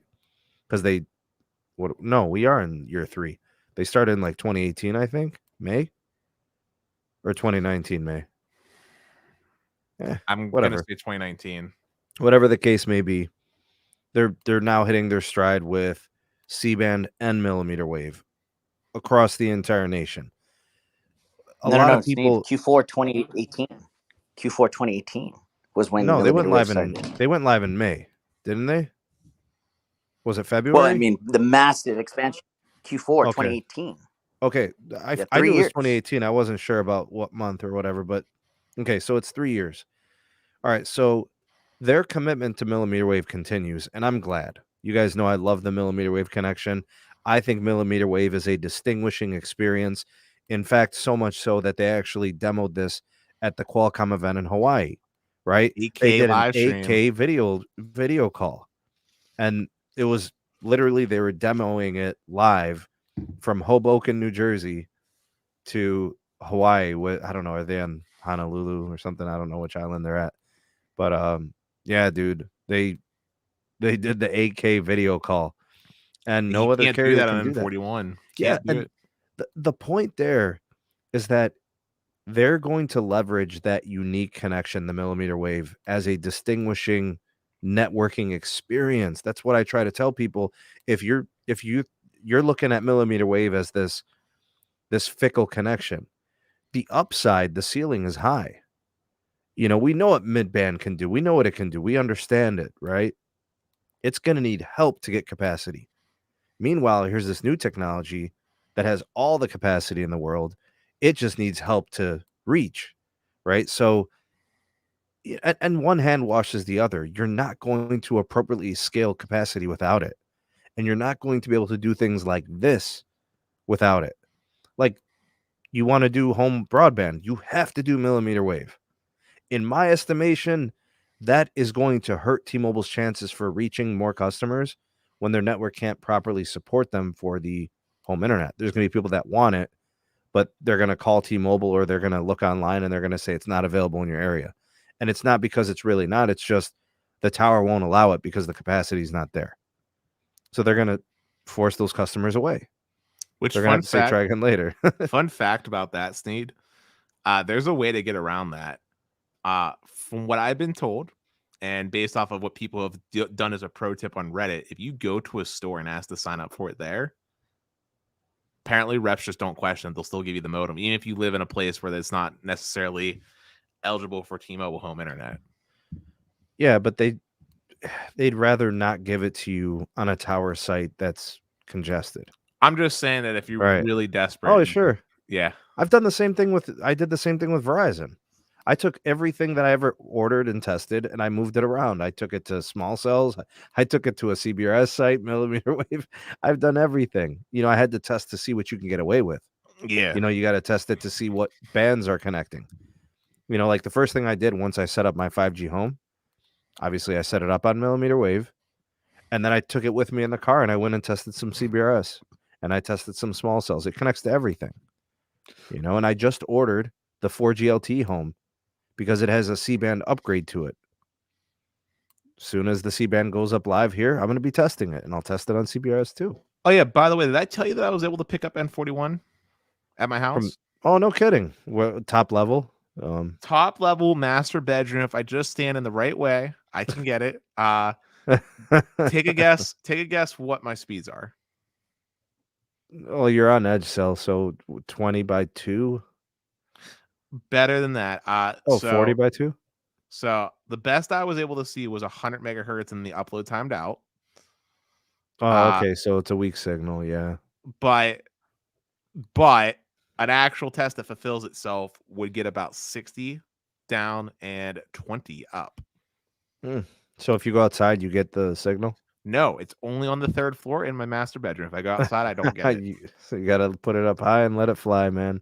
Yeah, it's literally if I take 10 footsteps in that direction and wait long enough, I will get ultra capacity, which is better than no ultra capacity. I know people love good old speed tests, so I'm going to go ahead and just disconnect from the Wi-Fi here real quick.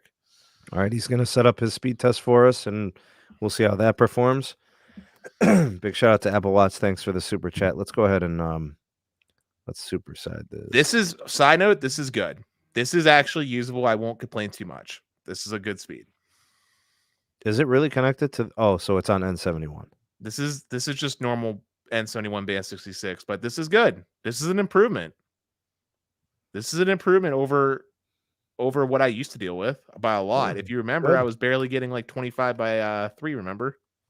Yeah, that's a much better connection. I wonder if they repositioned or upgraded a tower site, possibly. Who knows? Well, I did reach out to T-Force, and I know actually that they're actually actively modernizing one of the sites beside me. So, oh, nice. Some new gear, better reach. So that's a thing. Well, if you remember, I posted on Twitter, I was having that issue with my bands consistently. It wouldn't lock on to a connection. It would switch between band 66, band 71, and band 2 and band 12. Like, it was just constantly flickering. Wow. So I called in. Calling was stupid. Then I reached out to T-Force because it was so bad that I was getting packet loss and high jitter. And because it wouldn't lock onto a band, I couldn't even place a phone call. But I called in. That was like happening for like 4 days, and then it like resolved itself. And then when I was calling in about the unlocking of my phone, I asked if there was any issues going on as far as my localized cell site after I got like the whole unlock, like getting a ticket put in for the unlock process, because A, there was the outage going on and I was on hold for like an hour. So I was curious if my local area was being affected. And B, I know there was issues with my local site. And I found out when talking to the guy on the Twitter chat, who was an absolute god, by the way, like actually good job customer service, T-Force. Found out they're doing modernizations to the site. I was like, yo, can you be more specific? And then I sent him over a snippet that I had of like Cell Mapper. Yeah. Is it this site or this site? And he was like, it's this site over here. And I'm like, sweet. Was it closer or was it just a better signal? I mean, T-Mobile says I'm supposed to have excellent signal. Like they say, like if you look at their internal map that like the like store reps have, I'm supposed to have like fantastic like mid-band signal, not N41, just mid-band, like band 4. PCS. Yeah, AWS. I'm supposed to have fantastic signal on that and fantastic like I could be in a commercial building for like low band signal. My testing doesn't show that like at all. It doesn't matter if I'm outside or not. Now, I don't know if that's because the site that's supposed to be doing those supposedly amazing signals is the one it's just down because of the modernizations or what, but Right. But TLDR, T-Mobile went from being unusable, like under 5 megabits per second all the time, to slightly more usable 70-ish% of the time. Like nice. I know 25 megabits per second isn't sexy, but it's better than 5. Yeah, but you can use it. That's the important thing, is you can use it. Yes. Big shout out to Troy Hicks. He is officially a fiber installer. Congratulations, man. Hope you're enjoying the new job and looking forward to hear some awesome stories and stuff. I am more concerned about Apple Watts' super chat that he just sent in. Big shout out to Steven Smith. Thank you for your super chat, man. Thank you for supporting. This is crazy. Apple Watts with the $4.99 super chat. I'm dumping AT&T Fiber for T-Mobile Home Internet. What happened? That is crazy. Moose, are you This hearing this? is some blasphemous, man. This is some blasphemous. He's not gonna do it, dog. He's not gonna. Anybody that's crazy enough, unless you're getting it for free, then of course. But come on, man. Dude, even if I was getting it for free, I would still choose to pay for fiber. We got more from Apple Watts. T-Force is the best. N41 for the win. Apple Watts is on one right now, man. Apple Watts, blink twice if you're okay. Who has you at gunpoint and is making you write these comments? Oh, Dennis, that's messed up, man. Blackmail, dog. I'm kidding. The blackmail. Good stuff, Dennis. Good stuff, man. Nah, What's but up, dude, I'm glad Hometown that N41's good enough that you're actually gonna swap from fiber for it. I mean, it has to be doing pretty good. Oh, he's applying for a job tomorrow at T-Mobile.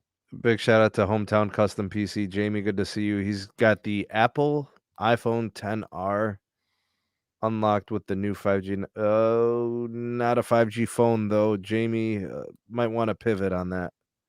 I don't know if I'd be upgrading to an LTE phone at this point in time. Applying for a job at T-Mobile. Really, Apple Watts? Is this real life right now? Is this? Hey, Apple Watts, can you hook me up with the insider discount when you get a job? Yeah, but can we get some free lines, Apple Watts? I don't need free line. Dude, honestly, if I could get the insider discount, you know what I would do, Sneed? What's the percentage on that? I don't know what the percentage is, but you want to know what I would do if I got the insider discount? What would you do, dog? Cancel my 2 extra lines and just do 1 line of Magenta MAX on insider discount. How much would it cost? I want to say with insider discount, I'd only be paying like $70 instead of $80.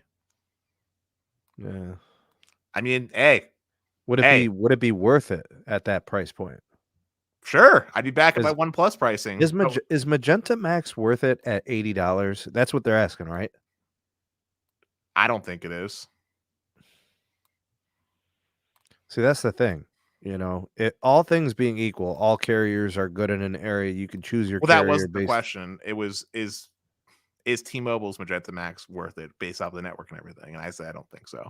Yeah. If it's all carriers being coverage equal, then sure, it's the best plan on the market outside of AT&T Elite. Yeah. I think AT&T Elite is the best plan. Like I said, it's outside of. Yeah. I think those two, when it comes to access, I think you're right. I mean, Los Mobile is the ultimate. I mean, you get to pick your network and you get the highest priority access on any network that you want. I regularly talk good things about Los Mobile. However, if there's some considerations to put into place here. One is, are you getting one line or are you getting multiple lines? Because multiple lines, AT&T Elite all day, every day, right? I'm just speaking to the one line, I guess. But also worth mentioning is AT&T has discounts out the wazoo. So that that $80 that you see as a sticker price, I would probably say for anybody that has a heartbeat isn't actually paying that price. If you got ARP, if you got AT&T Fiber like you do, Sneed, like AT&T Elite can get cheap. Like I know for a fact that they're probably giving you, if you were to get AT&T Elite, they probably give you like a $30 discount off your fiber, and they'll give you like another $30 off the service or something stupid like that. At which point we're talking about disparaging prices, you know? Like that's a thing that AT&T does. They love their bundles. So, I mean, but TLDR, Los is great. Los AT&T access is God tier. The unlimited hotspot is God tier. But if you don't need the unlimited hotspot, then the plans are basically, for all intents and purposes, relatively equal. I know Los technically has a higher priority, but if we're talking about real world usage, like it may not be so bad, especially if you're in a strong market. I don't know. Both are great plans. I think Los Mobile's Verizon access is truly the thing that needs to be like really praised. That is God tier, considering how bad Verizon's postpaid plans are. Apple Watts just chimed in. Got another super chat. My T-Mobile phone still works, even though they had to take down the tower that's getting upgraded. That's crazy. That's the same thing that was happening at the same thing that's happening over here. My neighboring tower is down, but the network just keeps chugging. You know. Big shout out to Apple Watts. He's in the ho ho ho Santa Claus generous mood today. Big shout out to Hector. Thanks for the super chat. Any update on AT&T, including taxes and fees? Apparently, we collectively, as a network technology community, feel strongly that is happening sooner rather than later. Can't wait. Stay tuned. We feel pretty confident that is that will be a go at some point. Can't wait. I'll save $30. Well, sure, dude. My dad will save $30. Thanks, Hector. And big shout out to Lawrence. Thanks for the super chat, bud. T-Mobile employees get 75% off the bill. That's really good. That's one heck of a discount, man. That is really good. Although I will just say, yeah, he's out of the shower, right? If we're talking about the telecommunication industry as a whole, that discount actually isn't as good as it gets. I got people that I know that work for that local cable operator I always talk about, Armstrong, that I rag on all the time. You know, the really bad one in rural America. Well, anyway, I know people that work for them, and they get every channel under God's green earth for free, like HBO, Showtime, Epix, Hits, everything you could think of for free. And they get decked out with, I want to say it's their Zoom 2 service, which is 400 megabits per second down, 20 up, also for free. The only thing they pay is the local sales tax for like the local channels, and I think that's like $9. So I don't mean to, rain on your parade, Jamie, but the iPhone XR is not a 5G phone. It's an LTE phone. Doesn't have 5G radios. The modem is not 5G enabled. He sees the 5G icon, I think, on AT&T Access, maybe. Oh, yeah. Okay. Yeah, don't be duped. The 5G is really good LTE. It's not even the full LTE-A. So Apple I wouldn't Watch. Even what's the favor? What's the favor? What's up, bud? What's the favor? What do I got to do? Dennis, I'll hook you up with the discount if you do me a favor. I'm scared. I'm scared of what the favor is. All right, guys. The last thing is the AT&T Fiber. Well, we kind of talked about it, but yeah. There's one big thing that was said on Twitter today. Marcelo wants $2 billion salary. Did you see that? Can you believe this blasphemy, dog? Marcelo Clare for failing Sprint and Masa and SoftBank. He wants $2 billion a year on salary. Did you see that? He'll get it, bro. He'll get it. Everybody gives Marcelo everything. He'll get it. Why? That guy is a disgrace. He's been a failure every step of the way. I have no idea. He just failed his way to success. Literally, if you guys Google it, Walt tweeted it out, a retweet of him, Walt. You know which our homie Walt. And I was like, wow, I couldn't believe this. Yeah, it's an unusual thing. He really messed up bad at Sprint. I mean, he just wanted to sell the company. I mean, he cashed out. The only person who made more money than John Leisure was Marcelo. Or no, the only person who made more money than Marcelo was John. Right? Those two got paid big in that merger deal. Mike Sievert got paid a lot of money too, and then he got the CEO position. So. But is there a reason behind why Marcelo's asking for $2 billion? This is what he's used to. He's been in these positions. If you go on Twitter and you go to Walt, he retweeted the article from another news organization saying, this ex-Sprint CEO, this SoftBank executive wants $2 billion salary, but he won't get it. Like, it's something like that, where like there's internal politics at play. Masa's not going to pay him $2 billion for what? For doing WeWork and some other BS? Come on, man. Yeah. Well, before we go on the last topic, I want to do one of my shameless plugs like I normally do. Oh, go ahead. So for you guys, if you're enjoying the talking and the camaraderie, I'm actually part of a channel called Best Phone Plans with Stetson Doggett. I'm sure you guys have seen Stetson on before as well. We actually just did some uploads for talking about the Qualcomm new modem more in depth than we did on this show. as well as a few other tidbits that I really think you guys should check out. I'd also really appreciate if you could subscribe to the Best Phone Plans channel. We're on a mission to try to get past 1,000 subscribers by end of year. And if we do, Stetson and I are going to do a 4-hour special stream.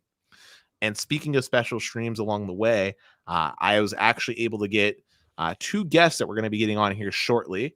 One is Craig from reviews.org, and the other is Sherry Riggs from Whistle Out. We're going to get them both on at the same time. Going to talk about a little bit more about some special deals to try to help you guys out with getting some of the newer devices, since Christmas is just around the corner in case you missed out on Black Friday, as well as a few other cool things like that. So definitely check it out. It is Best Phone Plans on YouTube. And I'll post a link in here real quick too to the channel while me and Sneed end up talking, so you guys can easily click on that. Much appreciated. Thanks, Dennis. Nice. Okay, great. Excited about that. Big shout out to Tana, my brother Tana Solet. You guys can check him out on YouTube also. He had us with the $5 super chat. Appreciate it, Tana. And dude, it's just good to see you, man. I know you must have been busy. I think I've only caught maybe one live stream recently in the last couple of weeks.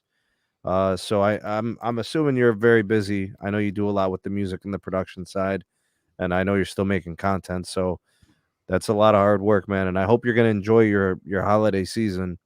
Enjoy the time with you, your family, your loved ones, and we'll all be trying to do the same. So big shout out to you and thank you, man. And thanks for stopping by.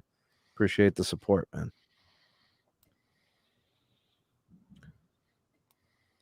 Cool. Got you, Jamie. Thanks, man. All right, so there's the link. If you guys want to check it out, Dennis just posted it. You guys can peep out that channel. Go ahead and subscribe. Sometimes I'm on that channel. Sometimes I pop on there. So you might. Oh yeah, Sneed will be coming on as well. That's going to happen as well with the big gathering. I should have mentioned that as well. And Sneed will definitely be coming on next year because we got to start the New Year's off right with Sneed. Right, you've been a legend. I think you had the. I think you're still to this date the most viewed video when Magenta MAX first came out. When we had that little collab, wow. I think that was the highest viewed podcast episode, I think, to date. Actually, no. There was only one episode that was higher than that. It was when the T-Mobile data breach happened. But yeah, that's a pretty big thing. That clip. But you were the highest episode with a guest that we had on, so you're a legend. And plus, I am your holy knight. I have been anointed officially. That's right. So that's right. I will donate to your channel so that you can turn your heat and take the stocking cap off. Well, unfortunately, the channel isn't monetized yet. We have to get it past 1,000 subscribers before we can do donos. But what you can do is become a member of the Patreon. That way, not only do you help us out in supporting the channel, but you'll get access to some really cool extra content, and that makes me feel better. Also, this helps out Stetson more than anything. There's a merch that he came out with recently. Yep, and it's actually pretty cool merch. It has stuff like #Team Blue, #Team Red. If you want to represent the shirt, it's a little bit inconspicuous and it's kind of cool. So those are ways that you can support out either Stetson or the channel. And I will say, as we get the Patreon up, we do plan on doing more things. Like we upgrade the StreamYard to 1080p, so we have like the logo that's like showing right there. I know we have other future plans that we've been talking about behind the scenes. Highest you're doing is actually get a free shirt. If you subscribe for 6 months on the Patreon, we'll send you out a free shirt, which is pretty sick. So yeah, go become a member of the Patreon. Thanks. And thank you to everybody considering supporting them there. So last thing, we got to talk about AT&T's fiber. I'm getting it, dog. I'm jealous. Fiber. I'm jealous of you. That's right. I'm getting the fiber. Oh man. 72 hours. What I want to know. Good night, RFK. Appreciate you, man. Thanks for coming by. I want to know if it's going to be as reliable as they say it's going to be. Yeah. The uptime is important. The reliability is important. The quality, the service that is delivered. I want it to be solid. I got #gift from Moose. I got the Lambo of routers. I got the Lambo. So once we push fiber to the Lambo, I need to make sure that fiber gets flexed. I don't want downtime. I don't want it being, the dependability being crap. I don't want to have to call them all the time and complain and get stuff reset and, having people come out and looking at, lines and all this. I want it done, installed right the first time and never have to worry about it ever again. If there's an occasional upgrade that has to happen in some kind of a networking thing, fine. But I want it up all the time, man. Because it's been a long time coming, Moose. And it's been a long time coming, Dennis. I've been dealing with Cox for freaking years. Hey, Moose, can you private message the model number of the router so I can actually look at the specs on it? Or Sneed, if you know the model number. Yeah, it's the BGW320. BG. I'm driving right now. That's why I can't type it in. Wait, BGW320? Yeah, BGW320. It's from Nokia. Okay.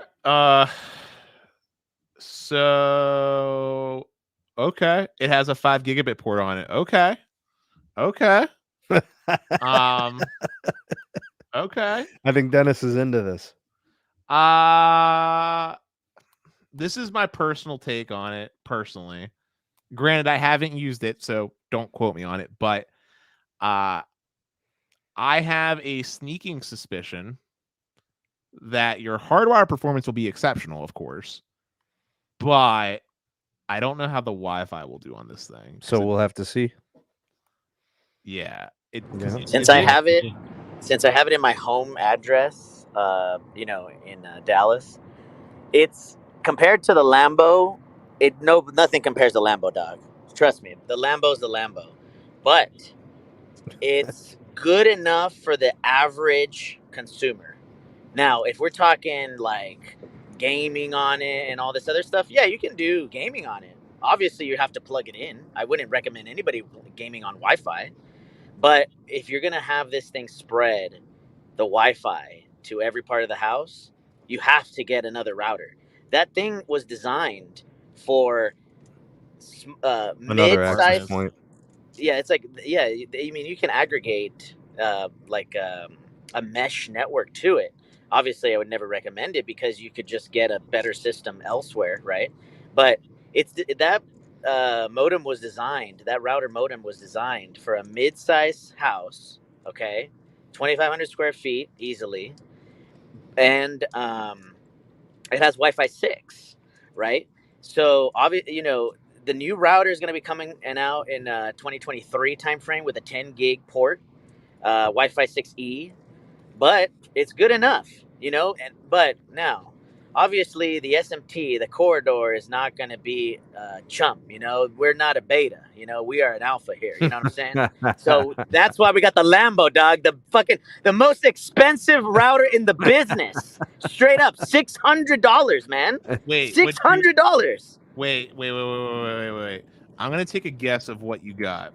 The Asus AXE 11,000 Wi-Fi 6E exclusive to the S21 right now, and the Pixel 6 Pro exclusive. The SMT will be the first tech reviewer to review Wi-Fi 6E that I know of. That's fantastic. Also, wait, on that note, does the iPhone 13 Pro Max not support 6E? No, not until the 14. Not until that's been confirmed. I mean, I knew that it didn't listen on the specs, but I thought there might be a possibility since it has the same modem. Does anybody know why it doesn't support Wi-Fi? It doesn't have the Wi-Fi 6E chip. It's a new chip from Broadcom. There was an article that went out in 9to5 Max that there's even a potential shortage of Wi-Fi 6E chips, and so they don't even know if the iPhone 14 will even have it for next year. All we know is that right now, the confirmed phones that will have Wi-Fi 6E for 2022 are obviously the 2021 phones, Pixel 6 and S21, S22, and Pixel 7. That's all we know. Well, you know what? Although I'm going to be a little bit jealous because that router is a beast, I'm not too mad because I'll be honest. Everything I have in my house is hardwired. The only things that are wireless are my phone and Wi-Fi 6. I'm still able to get like 500 meg off of Wi-Fi 6 normal, which for my phone is fine. But man, I can't believe how quickly time flies when I'm with you guys. I didn't get to really be on with you guys during Thanksgiving, but we always like think about like what we're thankful for during Thanksgiving. And I know it's going to sound really corny, But I am so glad that this actually exists. To all the people that are still here, I'm really appreciative to the fact that you all support me and you support a great man like Sneed.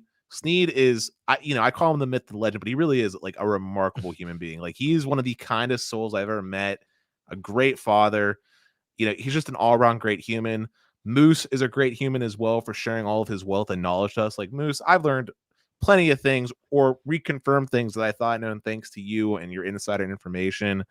And I'm appreciative of both y'all for letting me be on this and for you guys giving your time to the community. And I'm thankful for the audience as well for allowing something like this to happen. Thanks, Dennis. I appreciate the kind words, man. And it's some really nice things. I appreciate those things. I appreciate the community. I appreciate everything that everybody does. Like, I kind of always viewed, the YouTube channel kind of building a community of knowledge, right? Like, people that are in the industry, people that are following network technologies. That's just kind of how I looked at it. And, that this is how me and Moose linked up. And this is how some of the other content creators, how we linked up. And, we support each other and we support one another. Like, I've got to make some really good connections, like with you. And, I've collaborated with you guys a couple of times on Best Phone Plans podcast. We've done that before. And I feel like the journey is fun, and it's more fun with a sense of community and working together, on projects and podcasts. And I had a really hard time in my early onset, Dennis, like trying to do collaborations. And when you're a small creator, nobody wants to do anything with you. So I always promised that if I ever had any type of juice, I would collaborate with everybody I could. And I've held up to that pretty much. I enjoy the collaborations. Me personally, I view the collaboration I did with Stetson, and you guys with your podcast as one of the better moments on my channel that allowed me to broaden my audience. We started to integrate the SMT Nation and then also the viewers and subscribers of you guys with bestphoneplans.net and, like with the website and the comparing the phone plans. Like, now it's intermingled. Like, it's some of the same people, and it's fun. And it's fun. And I just wanted to say too, man, this journey still got a long way to go. You still have to come down to Pittsburgh because you didn't do it whenever I was off there for that little bit of time. You remember what happened. My brother ended up taking a vacation, and I'm just like, what? No, I know. I'm just saying I'm still holding you to that. It's easy to get to Pittsburgh, and I can't wait. And I still have to drive out to your bakery. Yeah, because I need to try some of that delicious what was it, Turkish style food that you guys offer. Yeah, we have like, you can get a really good gyro. We do a lot of the spanakopita, a lot of the Greek stuff. It's really good stuff. So we do everything from scratch. So we got some in-person stuff that we owe to the fam. And by that, I mean you guys that are watching, because I know you guys would love to see me test. I know you would love to see Sneed test out the Pittsburgh market so you can confirm to see that I'm not crazy.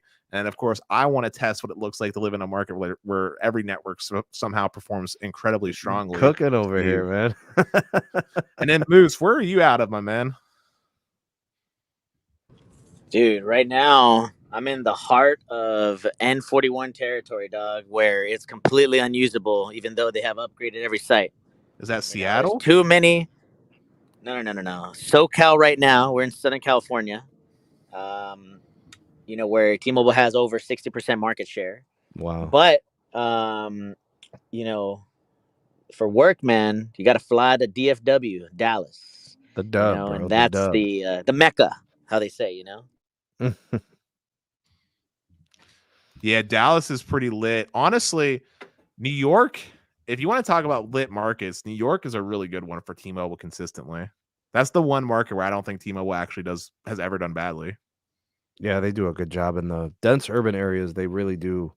They have a tight network grid. They've got a ton of customers. They do small cells, by the way, too. I know. Wow. It's like, wow, small cells. Who would have thought? No, but I'm being a jerk. And honestly, I'm not real mad at T-Mobile right now. T-Mobile's making moves that deserve to be praised. The fact that they're generating money for the upcoming Spectrum auction is something that's praiseworthy. My recent customer service interactions with unlocking this phone, because I don't know if I told you this, but I bought this at Best Buy. I took advantage of a trade-in deal because they were doing double down on trade-in deals. So like if an iPhone 11 is worth like $350, you got $700 towards the trade-in. Wow. And then when you buy a phone from Best Buy, well, first off, to get that deal, you don't have to finance, which is why I liked it. But when you buy a phone from Best Buy and activate it, actually gets locked to the carrier's network.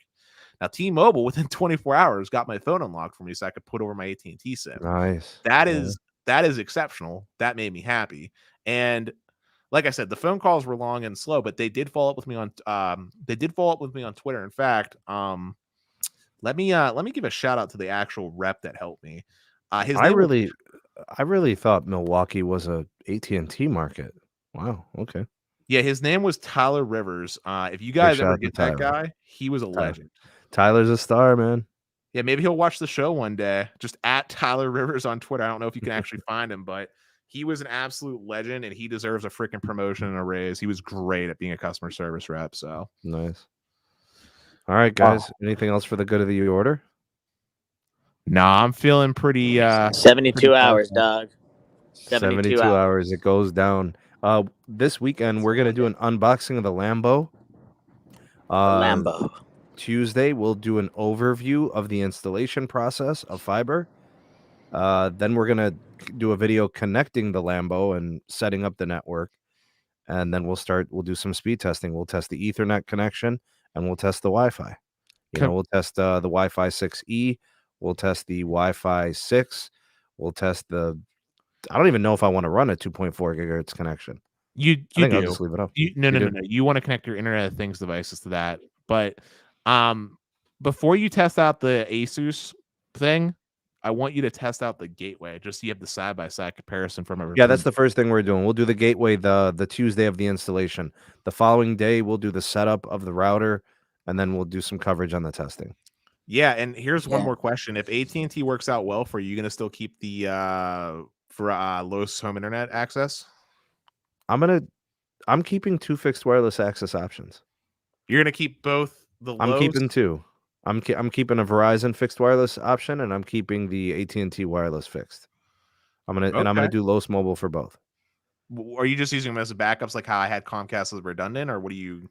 I think I'll keep them on pucks, and then and I'll keep a router around. I have 2 routers actually. I have an Asus router, and I have I forget the other one, man. I forget the brand. But here's the question, right? So people have been asking Sneed, man, once you get the fiber with that juicy 25% off plus the teacher discount, I don't know, man. I think it's time. Wait. What's the 25% off for? The bundle. There's a private offer. So you can only get this offer if you already have fiber, AT&T Fiber. So if you're not a teacher or first responder or military, right? You don't qualify for the or Microsoft employees, right? You don't get the 25% off. But if you have AT&T Fiber and you sign up for wireless, you get 25% off. Oh, I knew about. I knew about right. This. Okay, so that's the private offer. I misunderstood. There's even some people that have been telling me that it's stackable with the additional 25% off. So, seeing as Sneed is a teacher, cha-cha. It's stackable with the $10 signature discount.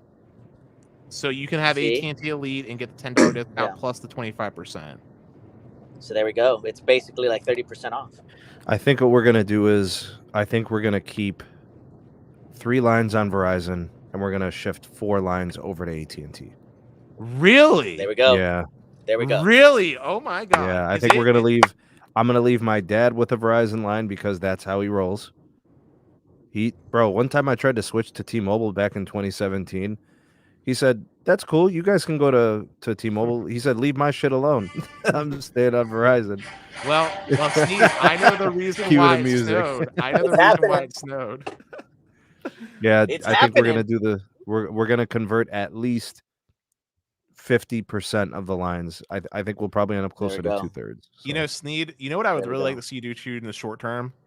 At some point, I know MVNOs aren't your jam, but I would like you to test out the new Cricket Unlimited plan, the one that has the unlimited priority. What's the price on it? I think it's $55. That's the highest tier? That's the highest tier. Okay. But the family discounts are pretty legit. I'm just just throwing this out here. If you like it, I don't know if it might not be for you, but if you end up liking it, I mean, it might end up being even cheaper than the AT&T plan that you end up getting. What are we looking at, Moose? I mean, if you're Cricket, Cricket 4 lines for their best plan. Yeah, but the elite priority, dog. I mean, if there's capacity, I mean, there is. So Dennis, I used to use Kosher Wireless, dog. I never heard of it. Yeah, they're a prepaid MVNO of AT&T. Dude, I was getting like 200 megabits everywhere I was going when they first started doing all the FirstNet upgrades, you know? So Cricket, their unlimited, like highest unlimited plan, $33 a line when you have 4 lines. So that would be one. Help me with math, somebody. 33 times. That's $132 a month, tax and fees included. Man, that's a good price point. I also love supporting Los Mobile, man. I really do push, Los's MVNO, and I love the priority, and he really does push a good access. Oh, Carlos is just, again, a good human being who's doing something good for the community. I love Los too, but on the same token, like I think everybody. You're just saying give it a test drive, huh? Well, first off, you test networks anyway, and I think it'd be cool for someone that is truly a proponent of the highest priority more than anybody that I know. It would be cool if we tested it out for the sake of showing that it's not terrible. Like, if you are able to use it, right, then maybe somebody else out there who's maybe struggling a little bit and thinking, maybe the extra $20 worth of savings makes a big difference to them. You know what I'm saying? Yeah. So if you can use it, then I'm sure anybody else can. Plus, again, I would just be curious to see, because the only MVNO that you tested was Visible, I believe, if my memory recalls correctly. I think they're the only one.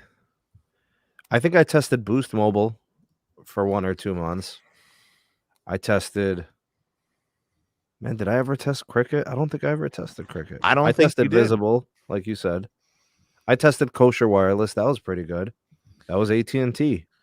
Also, I don't know if I said this, but I took advantage of the Black Friday deal for Mint. I got 6 months of their 15 gig plan. That's such a good deal. What a promotion, man. They really do an incredible job of selling network access. They get the best deals. It really is good. Although I did say that I ended up using the 15 gigs up on the show. I talked about this. I used the 15 gigs really quickly because N41 tests counting against the data. But so right now it's slow and I'm not using that line. But I will just say, Mint Mobile, if you're talking about value, one of the better options. However, unfortunately, they do use the T-Mobile network for better or worse. For better or worse. Really quickly, I wanted to share just a little bit of the hype was real this week, guys. So on Wednesday, when I got the notification that the corridor was getting the fiber, I literally had goosebumps. I started playing the famous song, the infamous song, because I knew this month is the month. After months, 7 months of waiting. Hey, 7 months of waiting. Moose, does AT&T supports IPv6, right? Oh, yeah, of course. Out the box. You don't even have to enable it. Can I get a rip for me? Because Fios doesn't. Dude, IPv6 has been like the norm since 2013. Literally every cable company, including Armstrong freaking Cable, supports IPv6, but not Fios. I think that's an indication that, Verizon is just not investing in their fiber optic network. Makes me really sad. No, Carlos said that Fios is building out fiber in Vegas right now. They very well might be, but they're not actually improved. Like, when they deploy that out in Vegas, they're still using old school GPON. Yeah, I know. Which, to be clear here, it's not a problem as long as there's not more than 16 houses being connected to that node. Yeah, well, that's the problem. Most of these neighborhoods are several hundreds of houses. I mean, they could just do multiple GPON deployments. They're going to have to if they're going to do a quality. But, dude, honestly, legit, I'm not joking when I say this. If AT&T came to my market, and even if they wanted to charge me double for the same gigabit, I would pay $150 for gigabit fiber from AT&T. I would pay $150 just to have that reliability, because I guarantee it's going to be good, dude. Yeah. Let's hope so. I will be doing coverage. You guys know I'm going to give it to you. And we call a spade here. So I'm going to give it to you guys raw and uncut, unadulterated. If it's good, it's good. If it's bad, it's bad. We'll call a spade a spade. I don't expect it to be bad. I expect the uptime to be there. I expect the quality to be there. You know, it shouldn't be a problem. But, you know, if it's bad, I'll eat my hat. Exactly. That's the way I'm looking at it. Same thing. I'll eat my hat too, bro. We'll eat hats. There you go. All right, guys. Also, let's Carlos, wrap up the show. Coming in, man. Good seeing you. Yeah, bro. How you gonna come in now, dog? When I wanted to have that full on a lot earlier. Big shout out to Rubes. Appreciate the super chat. He's from the Zona. Verizon brought back $1,000 payoff switch cost. See, and now they're paying you money to take you onto their network. What do you want better than that, dude? Gotta love the competition. All right. Hashtag Ravioli Gang. Hashtag Replay Crew. Hashtag 2Live Crew. And then hashtag Mod Squad for all the moderators. Thank you guys for coming by. Thank you for hanging out with us, asking questions, getting involved with the conversation in the live chat, hanging out with myself, Dennis, and also the Moose himself. Big shout out to everybody who threw super chats around today. Thank you guys for all that you do in supporting us. And we appreciate it very much. And man, I got to get up and go to work, man, in the morning. So I'm pretty tired. Thank you, Dennis. Thank you, Moose. I appreciate you guys so much. And we'll see all of you guys on the next one. Peace. Peace.